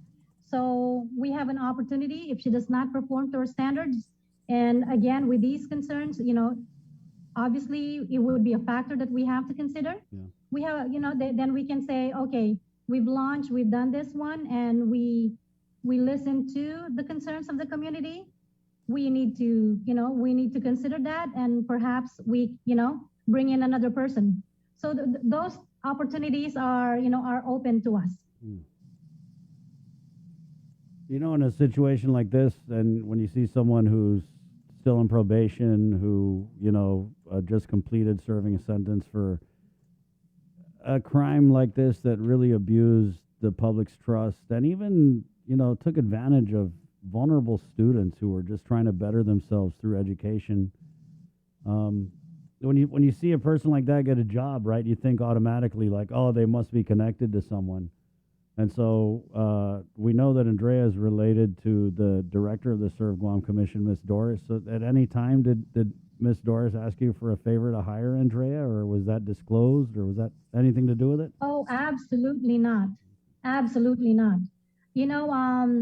Again, when we look at these things, we look at the person's credibility. And, are you implying, like nepotism? But no, not at all. I mean, our foundation is separate and apart from Serve Guam Commission. We saw the opportunity on the paper. It's open, to apply for the grant, and we are so blessed that we got the grant. And the team at Serve Guam Commission, it's our first time applying. They are very, they're very good in what they do. They guided us through, the whole way, and we are happy that we are blessed with this opportunity, for our veterans. Yeah, I mean, on paper, it is a great program. It does look like there's a lot of great benefits that the veterans can avail of. Yes.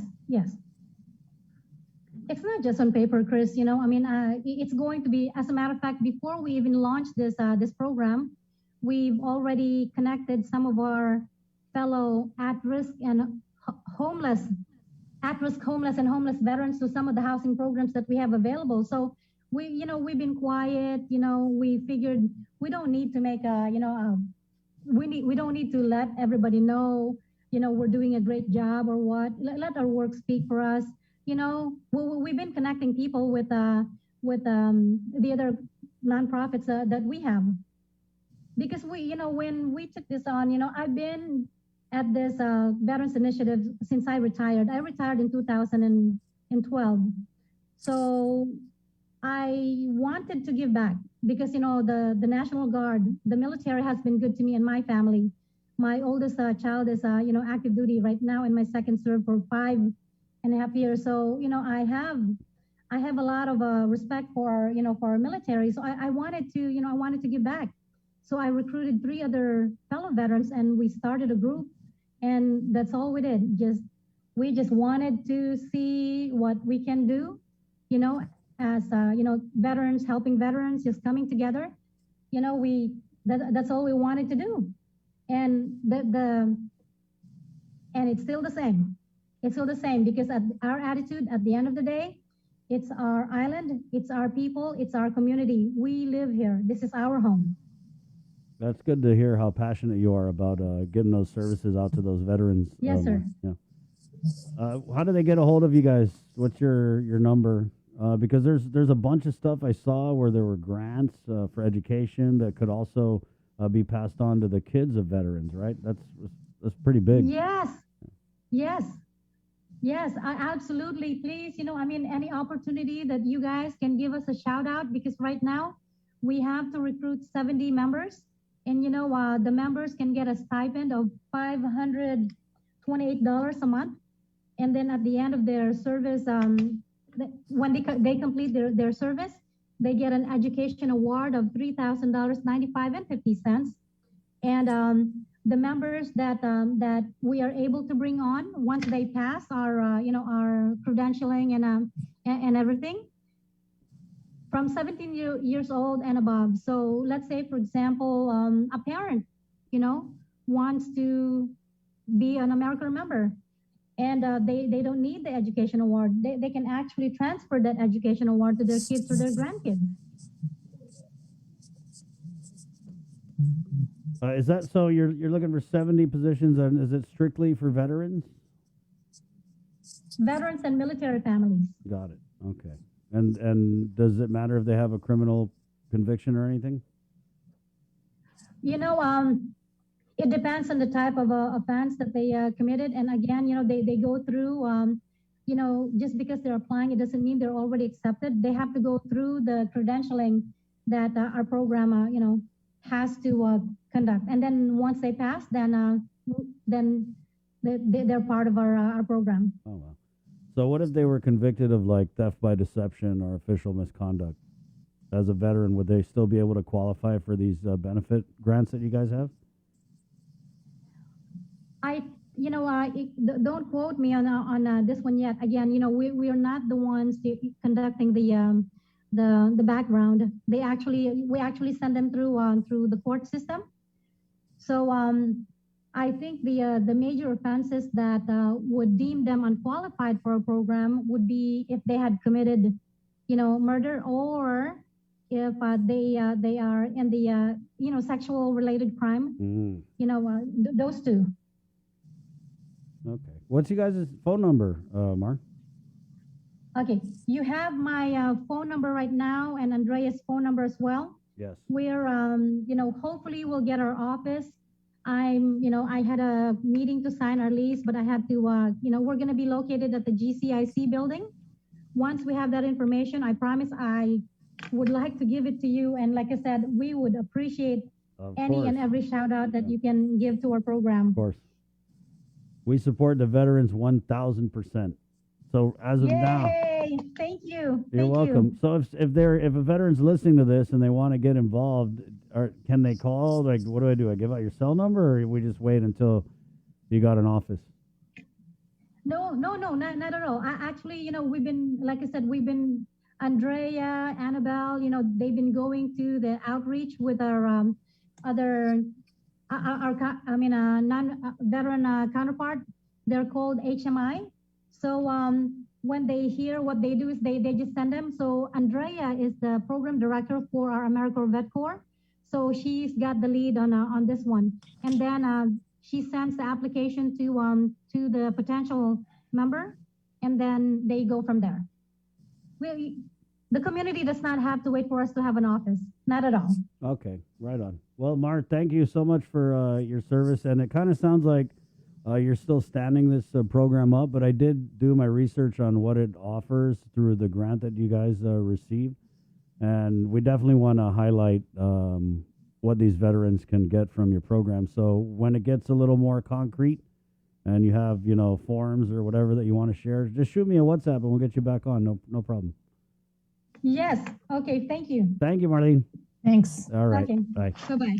We'll see you. 8:51, Tuesday, June 22nd.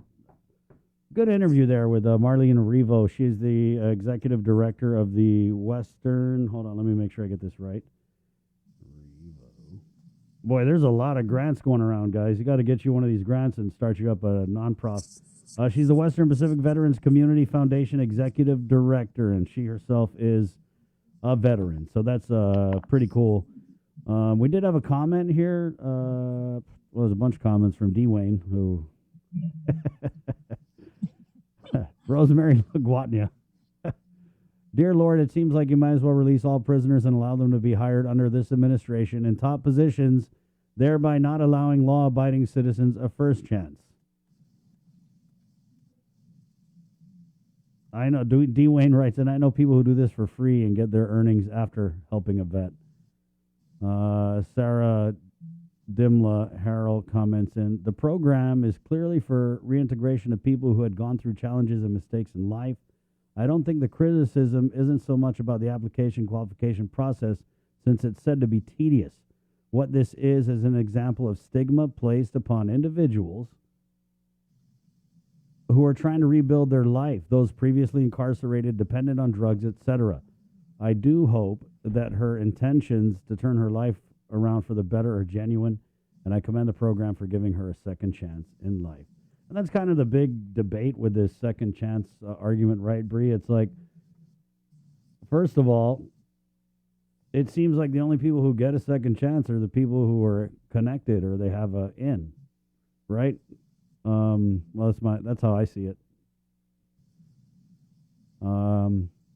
Yeah, and so no one is saying, and that's kind of like the default argument that they throw out, is like, oh, well, what are we going to do? Throw them away? Well, I'm just saying it's a case-by-case basis, right? So generally, I don't know, if you're on probation, I don't know. I mean, used to be we would wait for these people to finish their sentence and to try and rebuild their life. It wasn't like they just went straight into Gov Guam. Because last time I checked people's tax dollars, I mean, some of our money goes to rehabilitation, but I don't know. I'm just very interesting, this second chance program. And she mentioned this with DOL. It kind of seems like it's already been implemented. I love. Well, they're up for a budget oversight, so maybe we'll find out more. So that was definitely a pretty interesting interview. But, I commend Marlene Revo, because everyone was jumping away from this. Like, Crystal was doing double time saying, oh, she's not a Gov Guam employee. And Miss Doris, who served Guam, was like, oh, she's not under me. No one wanted to claim this lady Andrea until Marlene came to the show this morning. And it's up to you guys to interpret whether or not you think her hiring was justified. But at the end of the day, it's a federal grant. Right, and so I guess there are stringent parameters for who can be hired under a federal grant, or at least I thought there were. But I also thought that was interesting how she kind of qualified what she was saying in her defense of Andrea by saying, like, oh, don't worry, she doesn't handle cash. So, I mean, it's interesting the lengths that we go to, and that's what I'm saying, the lengths that we go to give people a second chance, because no one is saying don't give anyone a second chance. We're just saying it's case by case, and you shouldn't have to be related to someone and jump over other people in similar circumstances and move to the head of the line just to get your second chance, right? Oh, it is what it is. It's 8:54. We're going to bring on Senator Joanne Brown here because I know that she had a bill that seems like it's languishing. I've always wanted to say languishing in committee. It seems like it's been languishing in committee.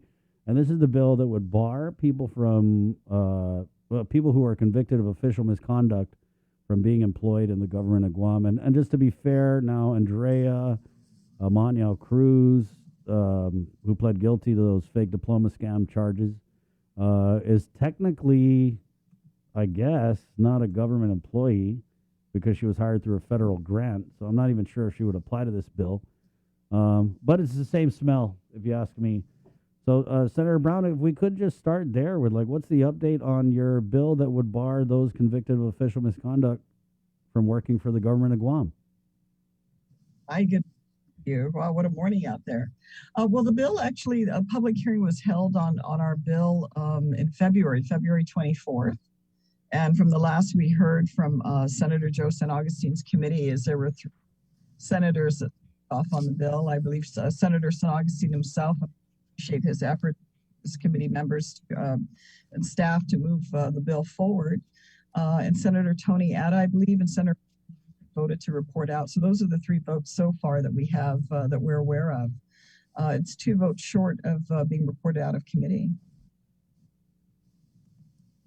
So what's your comment on that? Well, I would had hoped that, the other members of the legislature, they're members of the committee, because I am aware that the Senator St. Augustine staff has circulated this bill more than 2 times, that the senators members of the committee would vote on it and take a position. Certainly with these issues that have come up and that we've seen, it continues to remind us that we have individuals that had the opportunity as public servants to serve our people, and unfortunately through actions of their own that have benefited themselves. They were charged and convicted or pled to official misconduct, and then we end up finding them resurfacing in the government in another position, with taxpayer dollars or federal funds that are received on behalf of the people of Guam. And yet we know, Chris and Sabrina, there are many other people in this community that are qualified. We have very talented people out there, good law-abiding citizens that haven't committed any crimes against their community, that never even get a chance to stand, in line to be first up. And we're continuing to see examples of this. And I think this is not the standard that our government should have, especially when you've had public officials that were entrusted with these responsibilities and again, took actions to benefit themselves at the expense of the people. I don't think we should be rewarding that in this community. I think it sends the wrong message. It sends the wrong message to our young people out there that we continue to encourage to, study hard and do well, and you're going to succeed. And right now, we're literally rolling out the red carpet for people that have committed these offensive crimes, and then we continue to reward them at the expense of the upright, standing citizens of this community that work hard every day and never even get these opportunities. So I think there's something very wrong with that whole process. Senator, let me ask you, so if your bill were passed into law, what would happen to those people who are already hired in the government of Guam who have been convicted of official misconduct? Are they safe? Well, I mean, they could argue legally that because they were put in place prior to the passage of the law, that would not apply to them. And that's unfortunate. But at the same time, I think moving forward, I think this practice needs to stop, especially when you look at the type of crimes these individuals have taken. And then, they argue, oh, you're not caring, you're not compassionate of these individuals. And I don't look at it so much as our sense of caring and compassion. I look at it as a sense of personal responsibility. I mean, these are grown adults. I mean, we know the basic issues between right and wrong. We're imperfect, we're human beings. Yeah. But nevertheless, we have an expectation for our public officials, and that includes everyone that gets a paycheck from the people of Guam, that they should execute their job. They're there to do a job, and they're there to do it responsibly. When they abuse that opportunity, and some of them flagrant, some of them very arrogant about the whole process, why should we be rewarding that when there's so many other people in this community that have done none of those things? And like I said, they never even get a first chance. They never even get a first opportunity. Yeah, work in this government and serve our people. It's kind of crazy because the only people they want to give second chances to are the ones that they're related to or they're connected to. Well, and we're, Chris, I'm sure at some degree, if we really looked at it, we're all somehow connected or somehow related, but I don't think that should be used as an excuse to promote individuals that have been very irresponsible and have done some very bad things that have offended our people, done some very illegal things. We shouldn't be encouraging that. It doesn't mean, you don't give people a second chance. Yes, I'm all for people that reform and some of them come out even doing better because of the adversity, what they've been through. But at the same time, I don't think they should be returning to trusted public positions in our government, serving our community. I think they really already abused that opportunity. I don't think they should be given a chance to do that to the people. I mean, if it was my bill, I would make it a little harder, and I'd say, hey, after you get a conviction, certain types of convictions, then there's like a 2-3 year cooling off period where you just can't work for Gov Guam at all. Because what we're seeing in this case of this federal if it's official misconduct, there is no cooling period. It's indefinite. Right. There would be no more an opportunity to come back to do that. Right. And the sad thing is we continue to see examples of that in different shapes and forms coming back.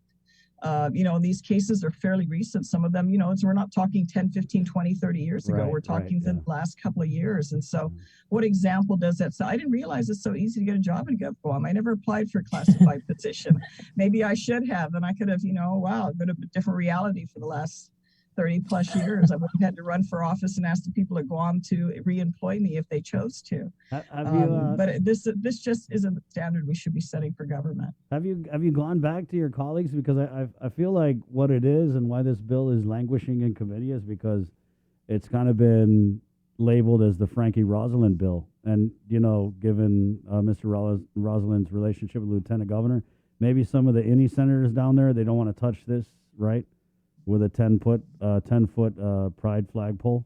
But maybe now you need to say that, hey, Mr. Rollins, he's in. He's done his probation. He's set for life now. There's no reason that, they can support it. Well, I don't feel I need to educate my colleagues on that, Chris. We're all grown adults. I'm sure they're very aware of what's going on. They have to stand on their own feet and essentially account to the people of Guam with regards to what their position is, if they support the bill or if they don't support the bill. I mean, that's what it comes down to. I mean, Mr. Roslin's a recent example. He's not the only one. I mean, if we're going to go back and trace, former DOC correction officers that have, been arrested for bringing in drugs and other illegal contraband into the prison. I mean, that list does exist, and there's quite a few people on it over the years that have committed those type of offenses. Right. But I think in this particular case, I think people are very disgruntled with seeing this sort of thing. It doesn't set the standard. And I really am disappointed overall. I mean, because we have an expectation that our public servants have to make that extra effort, because we are public servants, and it doesn't begin and end at the top. I mean, for years I've watched this go on that, we watch elected officials, appointed officials, those at the very top. But you have, classified employees in the government of Guam that actually are the main body and the main structure of this government. And time again, we continue to see the abuses. I mean, look most recently at the case with Department of Labor. I mean, that's just, during this pandemic, even during a challenging time that our people are going through some unfortunate circumstances as a result of this pandemic, you still see individuals that have the opportunity, been put in positions to help our community, abuse that. Directly abuse that to benefit themselves and take public money that they have not earned when there are others out there that so desperately need those funds. And you see it, that's flagrant. And I don't think we should be rolling out the red carpet in our government for individuals that abuse their opportunities that they've been given. I mean, literally, it's almost turning your nose up at it. And I don't know where that comes from. I really don't. And I think, and certainly as a policy maker, I think we need to set those standards. A job in the government is not an entitlement. I mean, even though for many years it's often been looked at that, it's like, hey, once I get in, I cruise for the next till I retire. And I just don't understand that view. I mean, job, there's an expectation for us to do it. I mean, we didn't lose a paycheck during this whole pandemic. Those are all the benefits that come with, and I don't think we should be taking advantage of it. We shouldn't be abusing it. So certainly in my capacity, being back now as a legislator, this is a standard that I like to see in the government, certainly a standard people that I run into and talk to me and relay their concerns want to see in this government. And certainly I hope my other colleagues that serve on Senator committee will also see it that way. I mean, we always say we're running for office, we're there to serve you. We want to make Guam better, to improve our island, do all these great things. And yet when we get in, sometimes it's a very different story. So that question you're asking me, probably you can ask the other senators as to why they've not taken the opportunity to respond to the committee report and vote on this bill. It's so we interesting. Can get it on the floor and debate it. It's interesting because I pulled up Bill 37, your bill, and it's not even updated. It doesn't even say when the public hearing was held or when the committee report was filed. Because usually, you're able to go in and see who voted, right, to move it forward. But there's not anything here. Well, and normally they will do that once the committee report is completed and once it's voted on. So, like I said, I do understand because Senator San Augustine's staff has been keeping us updated, and I know they've circulated a minimum of 2 times already, and they've not, beyond the three votes, including Senator San Augustine as the chairman of the committee. We don't have any other votes. I did speak with Speaker Therese Terlaki yesterday. She does sit on the committee, and I've got to confirm because I don't know if it's in her capacity as ex officio member, but I'm sure she will be very supportive. She was very supportive during the public hearing on this particular bill, so I anticipate to be able to get her 4th vote. So we're still short 1 to be able to get majority of the votes of the committee so it can be reported out and debated on the floor. Well, you brought up Speaker Therese Terlaki. I believe this week there's finally going to be this oversight hearing, correct, on the Chamorro Land Trust Commission? Yes, there is. And I did look at the agenda. I didn't see anything there with regards to the falsification documents. I'm sure I'll bring it up during the oversight hearing. While I understand there are other critical issues on the agenda she wants to discuss, I still think that issue needs to be looked at. And I only serve on one committee, and it's her committee. So as a member, I'm certainly going to be bringing it up. when I have the opportunity during the hearing with regards to that issue, because I think that issue needs to be reviewed and an assessment needs to be made, because we do need to find out, are there any other documents on the official record of Chamorro Land Trust that may have been altered? And I, as with all the issue, and certainly Sabrina, you know a lot of the issues. You've been in the media for so many years here on Guam, reporting on a lot of these issues with Chamorro Land Trust. And I just think with the history of what has happened in the past, moving forward, we need to clean slate moving forward to make sure that, you know, we don't have these type of issues lingering, especially a lot of these things that are generated within the land trust itself, because you have individuals, you know, using and, you know, abusing the position they have to facilitate this for parties that may not be, you know, quite eligible, or putting them ahead of others that, you know, have been waiting in line since, you know, the mid-90s. So that issue, I think, still needs to be addressed. I don't think Mr. Haddock simply stepping down makes it all disappear, even though I think publicly that's the hope for some people. You know, we don't know if there's any other documents that have been altered that have been misrepresented as a work product of the land agents. Mm-hmm. There was something else that I wanted to ask you about, because I know that you've had your eyes on the Guam Fire Department and the pay issues there. But something happened last week, and it really was, to me, a cause for concern with the E911 system going down. And I know there was a hearing, I believe, on the E911 system months ago, and the procurement for a brand new one, which we've been talking about for years and years and years, and different fire chiefs.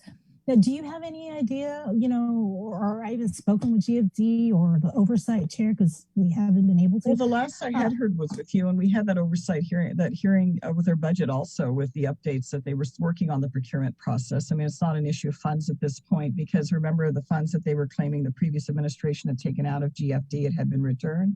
Even though we're 2.5 years into the administration, they're now asking us to return the, you know, authorize those funds for those purposes. You know, we just have to follow up with that procurement process on where they're at, because I understand it's not an issue now of funding. I mean, they did outline the type of system that they needed, a more updated, modern system. And I think we all understand and appreciate the need for it, because we also got those notices. If you needed help, you had to directly, you know, call the fire station with the, you know, that was closest to you. So definitely we need to address that. But I don't understand if there's any obstacles at this point from preventing that procurement process from moving forward, because they sounded as if they're very specific about what it is that they were working to obtain. So that's probably something certainly also the news division can follow up to find out what the status is as a result. But I'm not aware of any action that would need legislative intervention at this point any further with regards to the procurement of that system.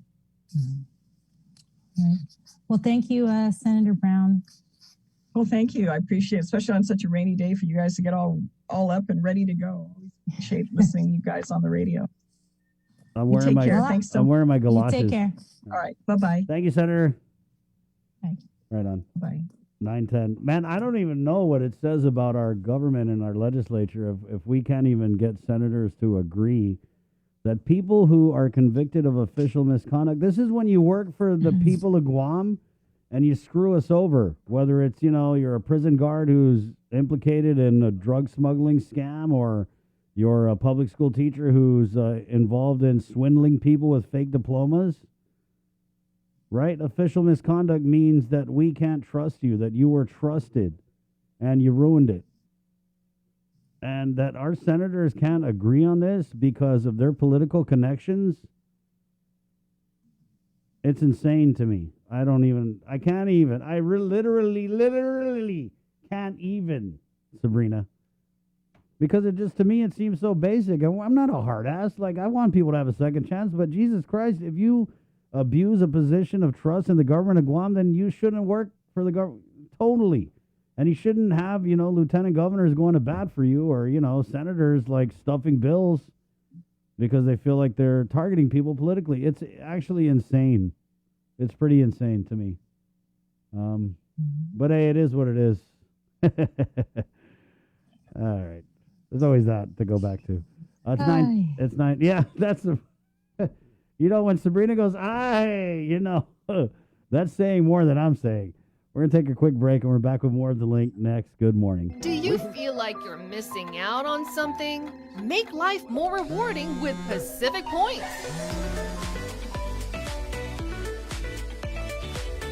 Earn and redeem points for bill rebates and free load at IT&E, discounts on fuel at Shell, vouchers at Foodies, and United Mileage Plus miles.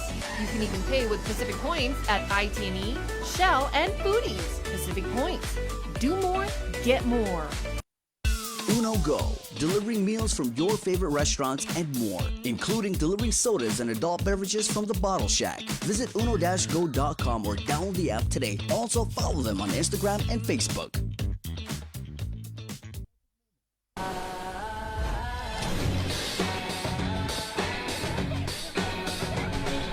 Make sure you're connected.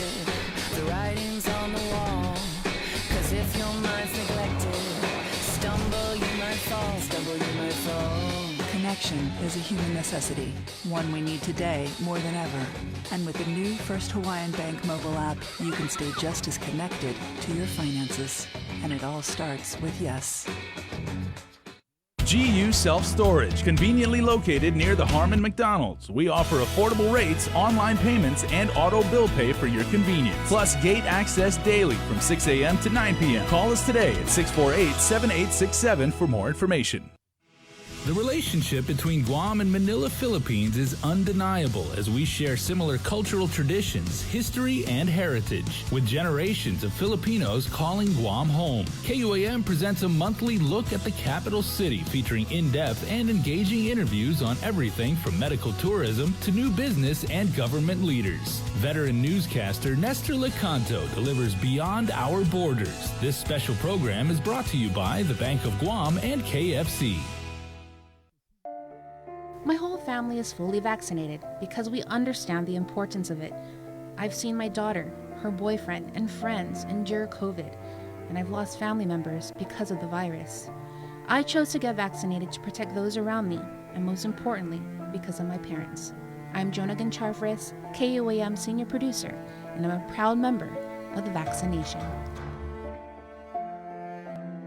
Join the vaccination. Scan and plan. For more information, go to KUAM.com. Brought to you by American Medical Center, your partner in healthcare. Join us each week for Talking Shop Tuesdays on The Link. Tune in every Tuesday morning and see Chris, Sabrina, and the rest of the crew take on challenges using different products in their own unique ways. Whether it's using familiar items or new products hitting the shelves, it is bound to be competitive and super entertaining. It's Talking Shop Tuesdays on The Link, brought to you by your friends at Pacific Grocers. Brands you trust by people you trust.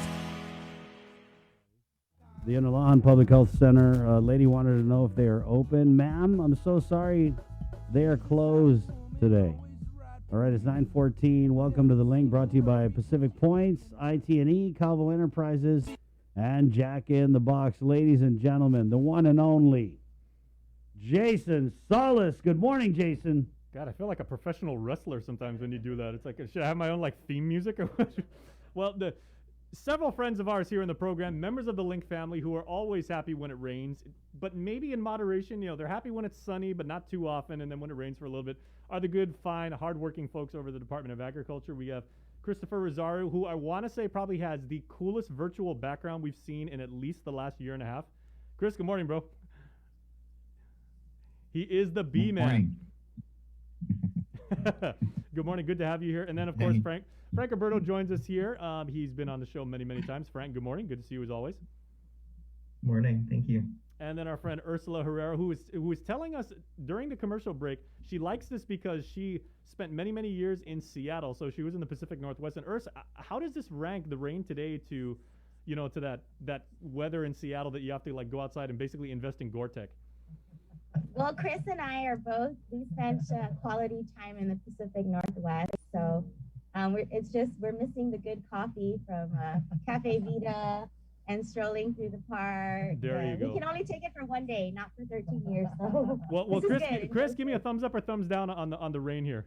How does it rank to Seattle's? I actually like this. I like the 9-pound raindrops on Guam. Very similar. There you go. And for you guys, going out to the park is cool. Like me, I always like being in the public market over in Seattle, throwing the fish, but that's a completely different interview for another day. But you guys are here right now. We're talking about agriculture. Let's just get started with the obvious question, right? The storm that we were tracking and that we were looking at passed or it continues to pass to the south of us. Closest point of approach was around 6 a.m. When it comes to your respective areas of expertise and everything like that, it's been so dry lately, and now we get like a little bit of rain. So how does that affect, your operations, your work, and your studies?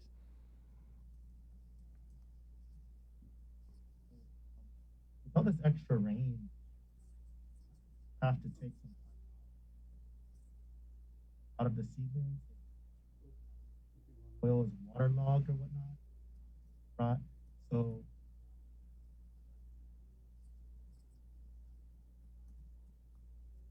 prevention measures. So we take them out. Mm-hmm. Okay, well, obviously the plants are going to, to welcome, some of the rain like a lot more. And Ursula, Sabrina, who's here in the Zoom room as well. Sabrina and I had the great pleasure of being able to hang out with you at the Agena Heights Mayor's office a few weeks ago because you guys actually had that wonderful program with the judiciary, and we were celebrating That was so fun. Yeah, thank you, and young people who were who learned how to grow plum tomatoes. The hashtag is still going strong. They're still posting their updates of their tomato plant babies. Yeah, the Guam Future Farmers 2021. So it's really exciting. Mm-hmm. I know the farmers are happy right now with this rain. So Absolutely.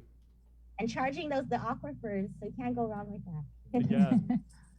Okay, so Chris, being someone who really enjoys working with bees and is an expert on bees, and how does a sudden we got a lot of wind, there's a lot of rain, bushes and trees and whatnot are going to be even if we don't have storm conditions over the next couple of days, they're still going to be blustering more than they normally would and everything like that. So how does this affect your operations? Yeah, so actually it sort of does affect operations, at least not on the human side, but on the bee side, it certainly does. I mean, you imagine you're a bee and you go out and you get hit by a rain droplet, right? So and then also when bees forage for nectar, right? The problem is with rain, the rain flushes nectar out of the flowers. So production, in terms of honey production, it's not that they don't get as much nectar, and so honey production ends up being very low in the rainy season. Mm-hmm. So and if the honeycombs get like all washed out or like even broken, they get blown off and everything like that, what does that mean for the actual bees themselves? Are they basically like displaced as far as having a home?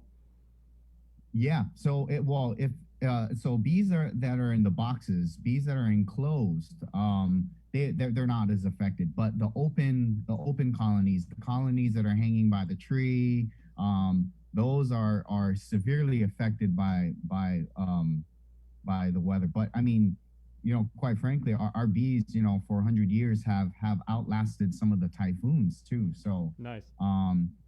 Yeah. So it really all depends. But some of the combs end up breaking apart. I've seen several beehives. You get knocked down from storms, from like Typhoon Dolphin was the past one. Mm-hmm. So we have a few casualties. Okay. Yeah. Well, I don't know a tremendous amount about bees per se, but I've worked with the lovely Sabrina Salas Matanani, and we anchored like the show together for many years, and I have something in common with bees, because when it comes to dealing with someone as talented as Bree, I do know that you don't make the queen mad. So that's what I have in common with bees. Yes, very true. Yeah, you don't want to make the queen mad. she's gonna wring my neck later. Okay, so Frank, how about you and everything? You've always talked to us about about what it means to network, and you specialize in fisheries, correct? Yes. Yeah. Yes, I'm part of the fisheries division. Yeah, obviously, it's been really hot, but that conditions may favor some of the fishermen depending on your your point of view, or where you go on the island and everything like that. But these are interesting times right now. Could a little bit of rain, a little bit of wind be actually like a good thing?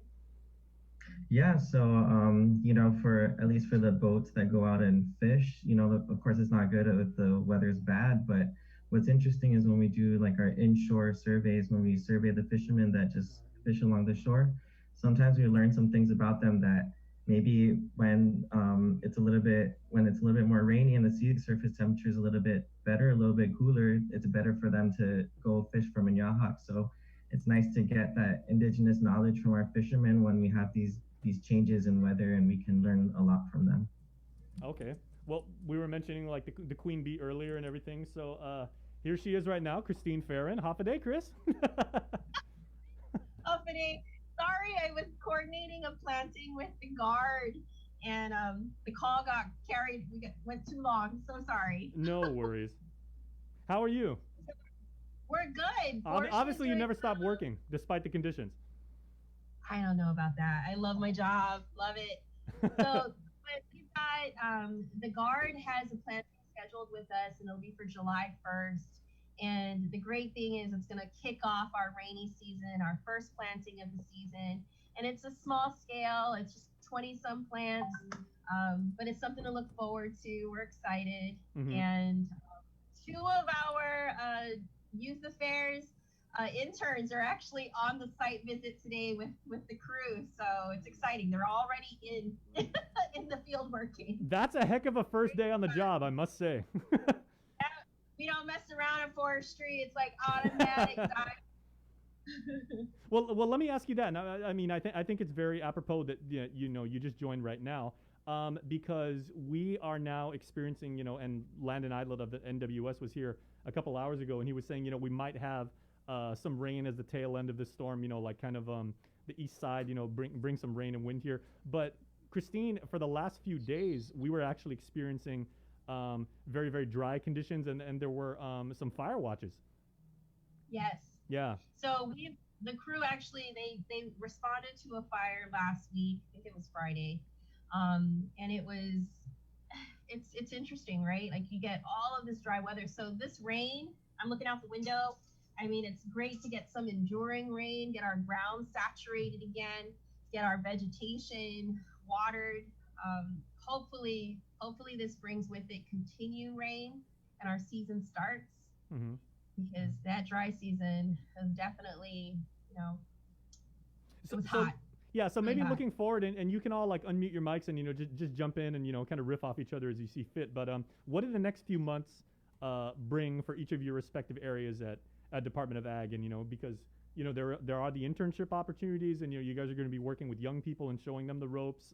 Christine, I know you said you're always working on programs to incorporate farmers, like local people. I know, of course, heading into the holiday months, obviously you guys are going to do like the Christmas tree programs. And yes. So what do you guys got going on?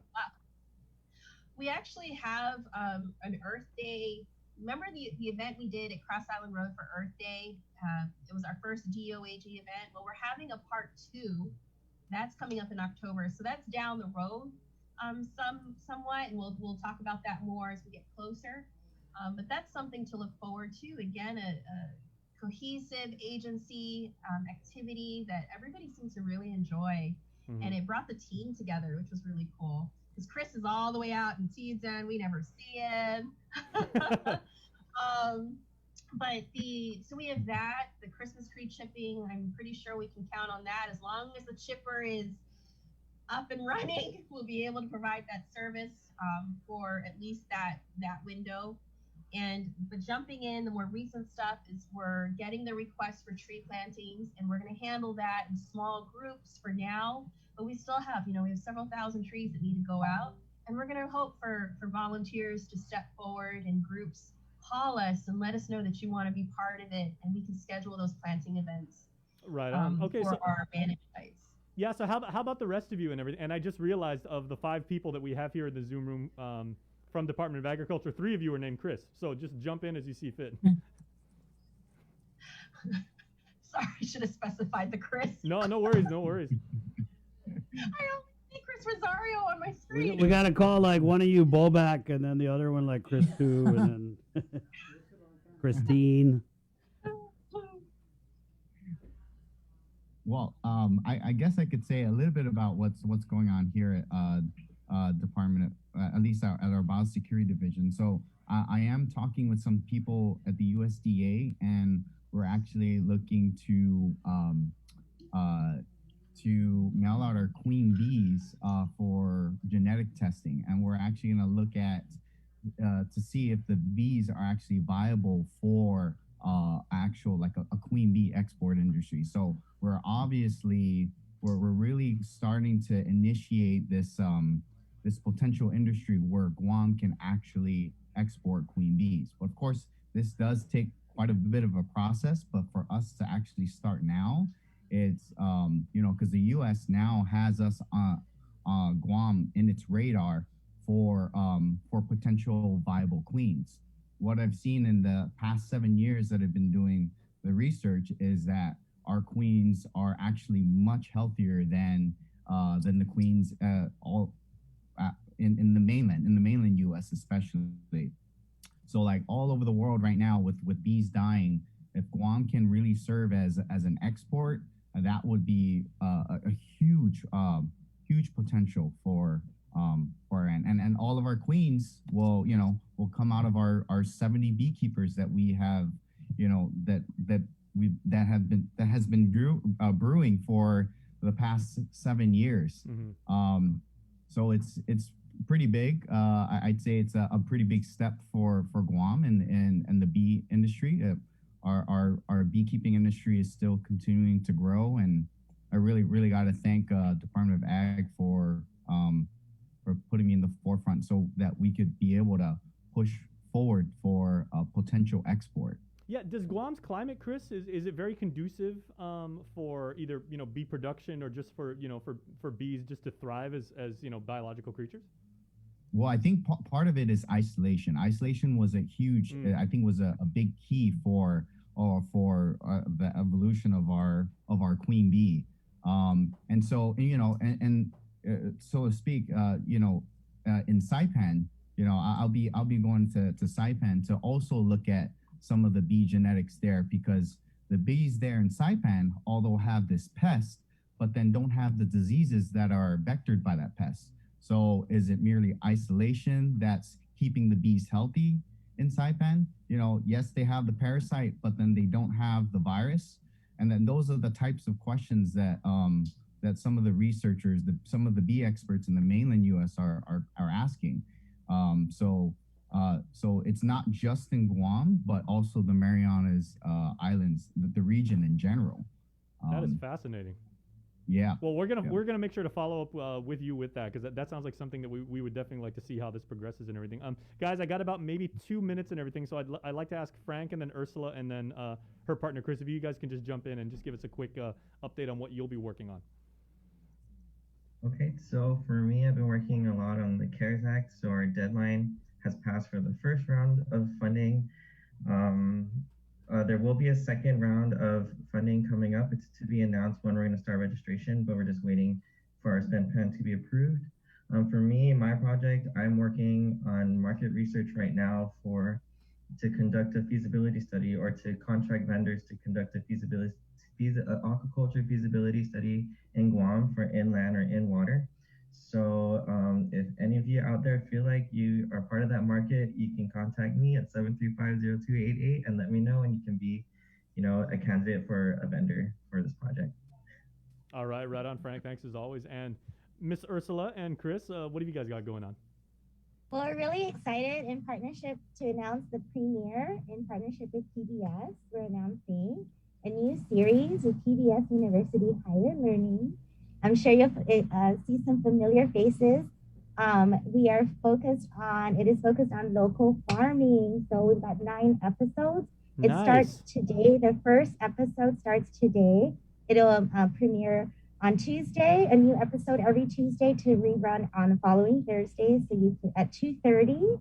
So download the app, the PBS Guam app, or you can watch it on YouTube. So we're gonna feature, the first one will be with the history of farming in the Marianas, and we're gonna touch on everything from different agricultural opportunities or entrepreneurial opportunities in agriculture, down to Suruhana and their use of omelet and the plants and the way that our plants have fed and healed us. 9 episodes, so tune in, and we're really excited to share that with you guys. And Chris is going to talk about the fabulous nursery. Right on. So Right now, we're trying to offer the people of Guam a wider selection of herbs and vegetables. And due to a demand out there, we're now going to try to offer Genovese basil. We're trying carrots out of India, a variety that is really heat tolerant.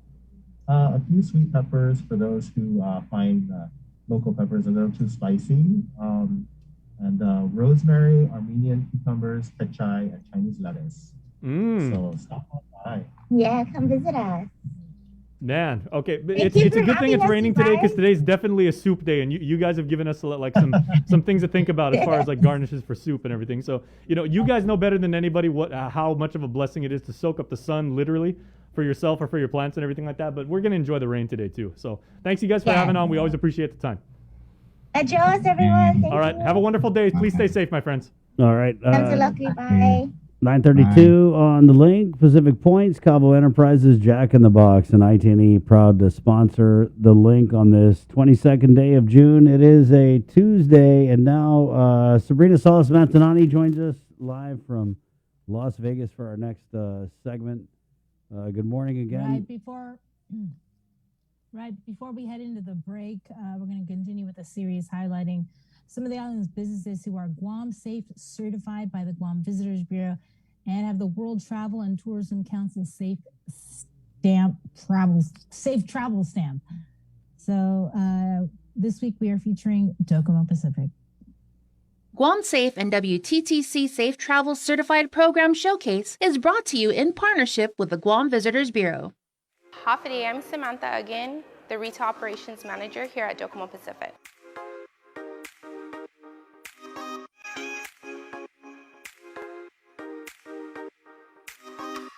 Getting Guam Safe certified was important to us because our retail stores are the heart of our businesses. Our customers come here regularly, and being Guam Safe certified means that they can visit with confidence, knowing that we've done our very best to provide a safe and clean environment to reduce the spread of COVID-19.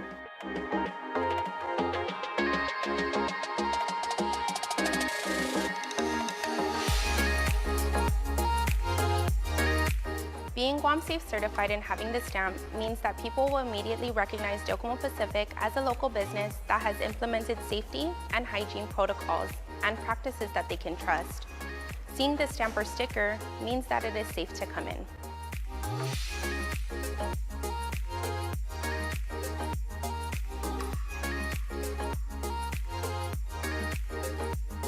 Our stores remained open, and this is attributed to all of our team upholding all of the safety measures. In addition to the required procedures, we quickly implemented contactless ways for them to pay, like our drive-thru here in Truman.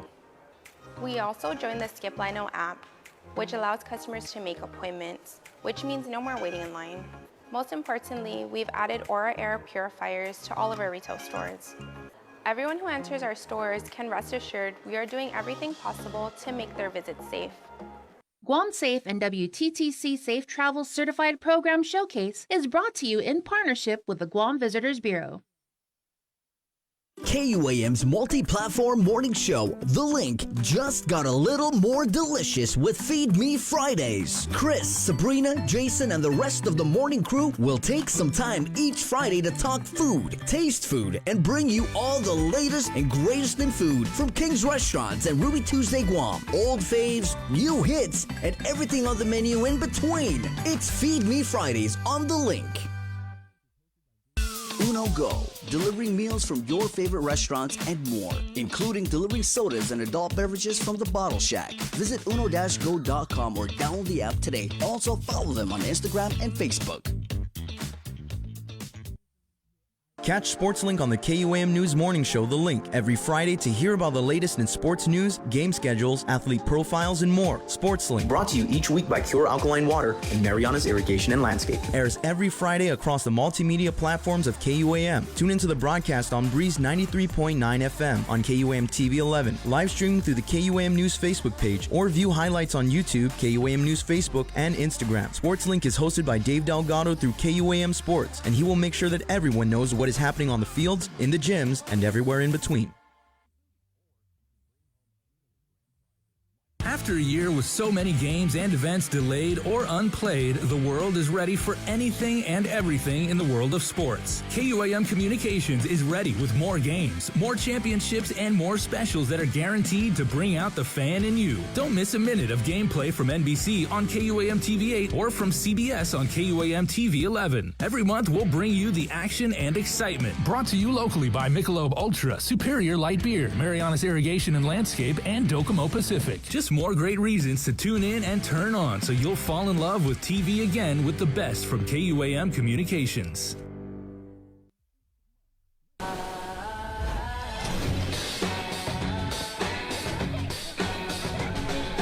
Make sure you're connected. The writing's on the wall. 'Cause if your mind's neglected, stumble you might fall, Connection is a human necessity, one we need today more than ever. And with the new First Hawaiian Bank mobile app, you can stay just as connected to your finances. And it all starts with yes. GU Self-Storage, conveniently located near the Harmon McDonald's. We offer affordable rates, online payments, and auto bill pay for your convenience. Plus gate access daily from 6 a.m. to 9 p.m. Call us today at 648-7867 for more information. The relationship between Guam and Manila, Philippines is undeniable as we share similar cultural traditions, history, and heritage, with generations of Filipinos calling Guam home. KUAM presents a monthly look at the capital city featuring in-depth and engaging interviews on everything from medical tourism to new business and government leaders. Veteran newscaster Nestor Lecanto delivers Beyond Our Borders. This special program is brought to you by the Bank of Guam and KFC. The world of television is more exciting than ever. Don't miss a minute of special presentations from NBC on KUAM TV 8 or from CBS on KUAM TV 11. Every month, we'll bring you the fun and excitement of award shows and red carpet moments, special series presentation, and other great network programs. Brought to you locally by King's Restaurant, Ruby Tuesday Guam, Bud Light Seltzer, and Docomo Pacific, giving you more reasons to tune in and turn on. Fall in love with TV again with the best from KUAM Communications.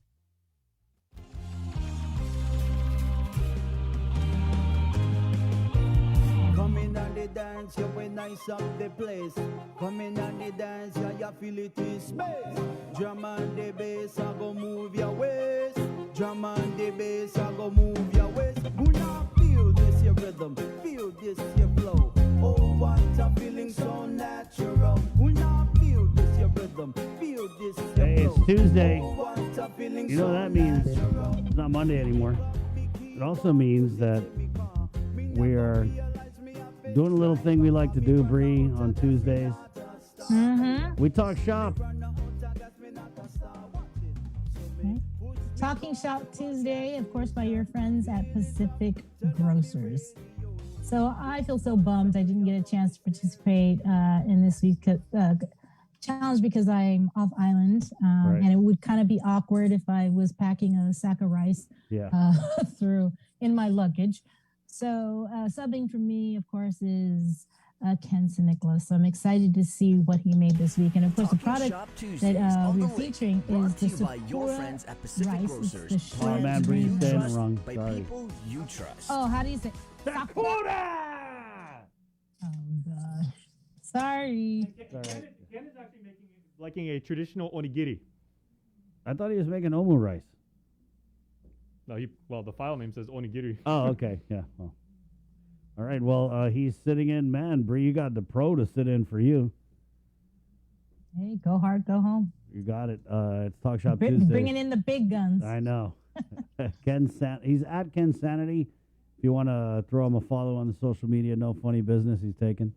And here's his recipe for Sakura short grain rice on the link. Hello. So we have some Sakura short grain Japanese rice, and we're gonna make onigiri today. Since onigiri is a pretty traditional Japanese dish, easy to make, and perfect type of rice to test it out with. So I'm just gonna wash a couple cups of rice and cook it and leave it to cool off a bit, and then we'll get back to this.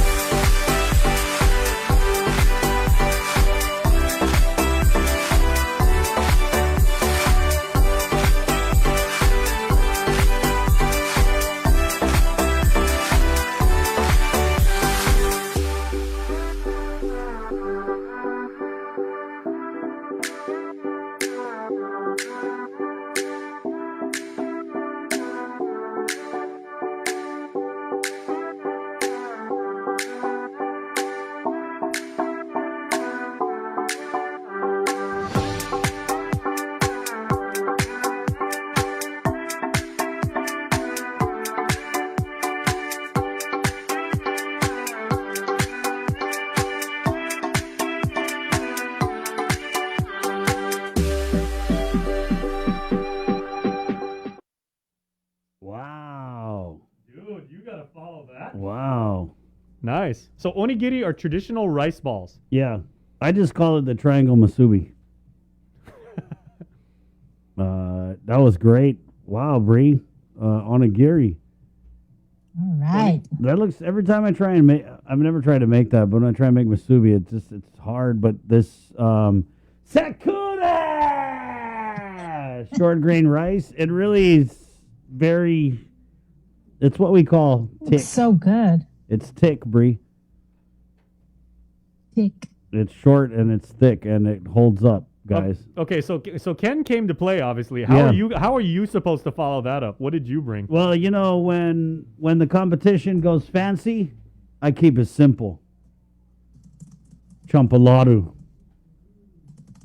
Right here with Sakura. Champaladu. Yep, it's perfect champaladu weather, bro. Oh, today would be fantastic. Let's do it. Talk Shop Tuesday. This week's product from Pacific Grocer, Sakura! Short grain rice. It's a great rice. It's short. It's grain. It's rice. It's going to go great with any of your favorite local dishes, from palm brand corned beef to champaladu, which is what I'm going to make. Channeling those memories of Grandpa and Grandma making a big pot of champaladu to feed you and your 50 cousins. I've already got 2 cups of Sakura brand short grain rice boiling in my pot of water here. And this was a rice I just cooked. I'm going to put this to the side. This is a 5 ingredient dish, guys. Super simple, okay? So this has been boiling already for about 15 minutes. All right, and look at it. It's really porridgey, which is basically what champaladu is. It's a chocolate rice porridge. And my other ingredients here, I got a half cup of cocoa powder. Now this is not sweet. Grandma played a trick on me and told me you could make chocolate milk out of this when I was a kid. You can't. No. 2 cans of evaporated milk, 1 can of coconut milk into our pot. Ooh, that is going to be good. Right on. There's just something about that coconut milk. Ooh. I have 3/4 of a cup of sugar to sweeten this cocoa. We're going to get some delicious chocolatiness. And then to drown this Sakura short grain rice, I have 2 cans of evaporated milk and 1 can of coconut milk. That's right. And I was thinking, like, you could do all kinds of stuff with this. You know, you could put some chocolate syrup, maybe melt some chocolate chips in there for that extra chocolatiness. And we're going to go ahead and mix this up here. Well, I hope it's going to mix up. Obviously, the hotter it gets, the more it's going to blend together. Right now, you're just really smelling that sharpness of the cocoa powder, and I know you guys are hearing that dog. You can't have any of this, but white chocolate. We're just really mixing this in there. You know what's cool about this Sakura brand short grain rice? It's durable. It takes a licking and it keeps on sticking. Yep, look at this. I mean, we are whisking this champolado, and that rice is like, oh, give me some more. I can take it.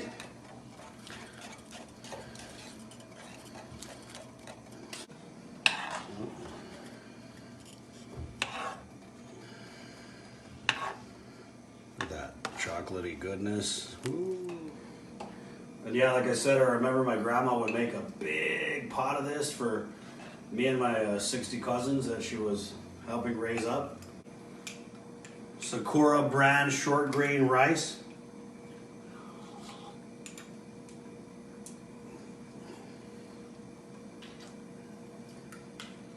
Wow.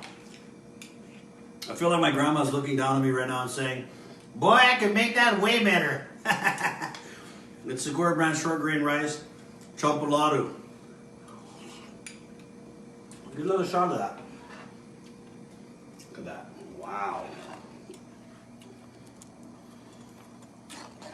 There you go, Talk Shop Tuesday.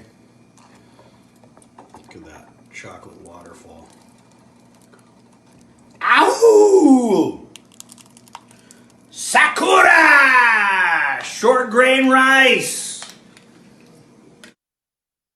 Right on. There you go. Nothing fancy, guys. Nothing fancy. I must ask, how thick is your champolado? It's thick, bro. It's thick. It's thick. You want to spank it. It's so thick. Yep, it's not watery. It's good. Yeah, it was great. It was actually pretty good. Because I believe champolado is the perfect champolado. You can either ladle it to your mouth or you can drink it. Drink it, right? Yeah. So this was it was actually, guys, I don't want to brag, but it was perfect consistency. When I made it, now Gotta be the rice. It's got to be the rice. Yeah, the rice likes the abuse. I was beating that rice. I was like, take that, you Sakura. Get in there. Let me hit you with my whisk. Oh, you want this milk on you? Yeah, you do. You know you want this. Oh, you want this Okay, coconut you're milk? turning this into a whole nother talk. Oh, okay. Okay, I do have a tip though. You guys know I'm really lousy in the kitchen. Yeah. But I You're do have good a in the tip. microwave though. No, because my auntie actually taught me how to make like champolado, but we used it with strawberry quick. So you can make strawberry champolado. Wow. No, and it's good. I mean, I know it. Like it sounds. And there's Joseph getting a shot of that 50-pound bag of guys. Sakura rice. Let us know if you want to grab Sakura. We got about 50 pounds in here, guys. Okay, how much rice did you actually use to make that? Because that was a big pot, man. 2 cups. Only 2 cups. Wow. Well, my mom made 2 cups and the rice pot was full, so there was actually rice left over. Yep. I don't know what happens when you make this Sakura brand rice. It like triples. Okay, now do you give your kids, right? You've got 5 children, each of them wonderful, little angel each, right? Do you give them champolado as a dessert for when they're good, as a breakfast treat, or as like lunch or something? Like I said, this is my first time making champolado. So yeah, we'll see if it becomes part of the menu.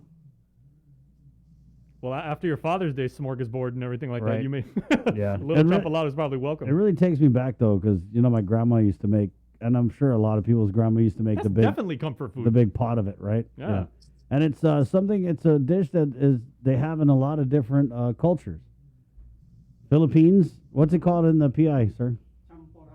Champorado. Champorado.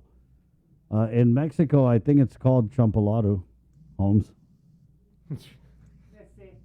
Oh, it's called champolado ese. Right on. It's 9:51. Let's go ahead and do Cover Me, guys. Hey, guess what? Guess what's tomorrow? Whopper Wednesday. Oh, man. Yep.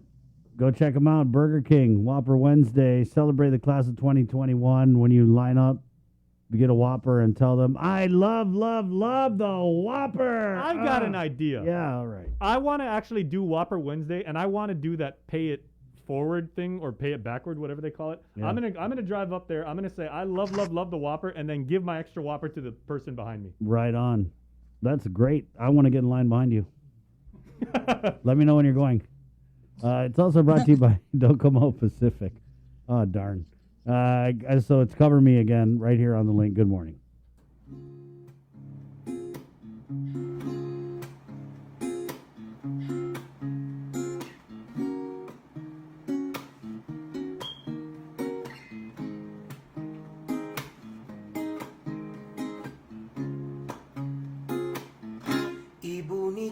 Sengsun Gida Islan Guam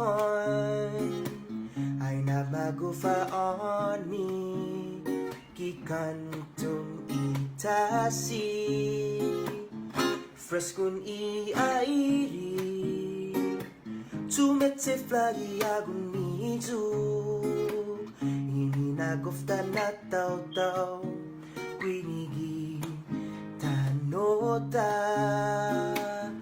Iya sunatasi Kimi nang lubonda Fresco na airi Imos Guinay zata Guini na isla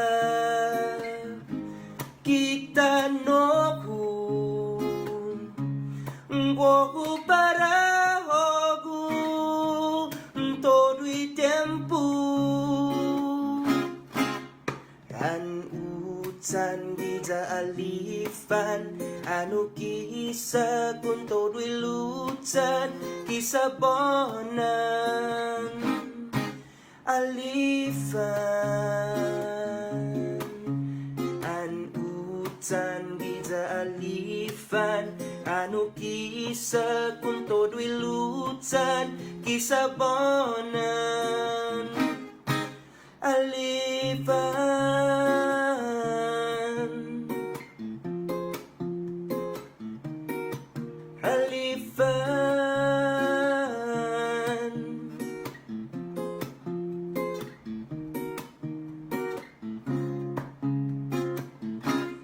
Sunatasi Giminang lubonda Fresco na airi Imos Guinay zata Guini na isla Gitanoku Ngoku para hogu Todo y tempo San gida alifan Ano kisa kung todo'y lutan Kisa bonan alifan An utan gida alifan Ano kisa kung todo'y lutan Kisa bonan alifan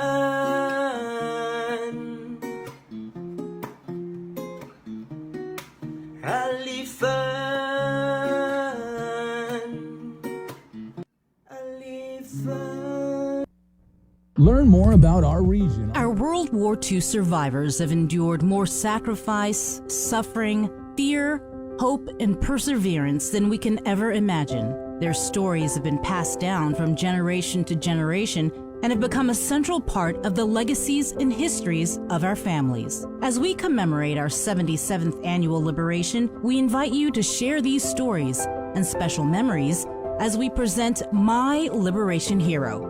During the month of July, KUAM will feature these tributes on KUAM News as well as on our digital platforms. We ask that you start your video or written submissions with the phrase, My Liberation Hero is. And please submit pictures of your heroes if you have them. Send your emails to liberation@kuam.com.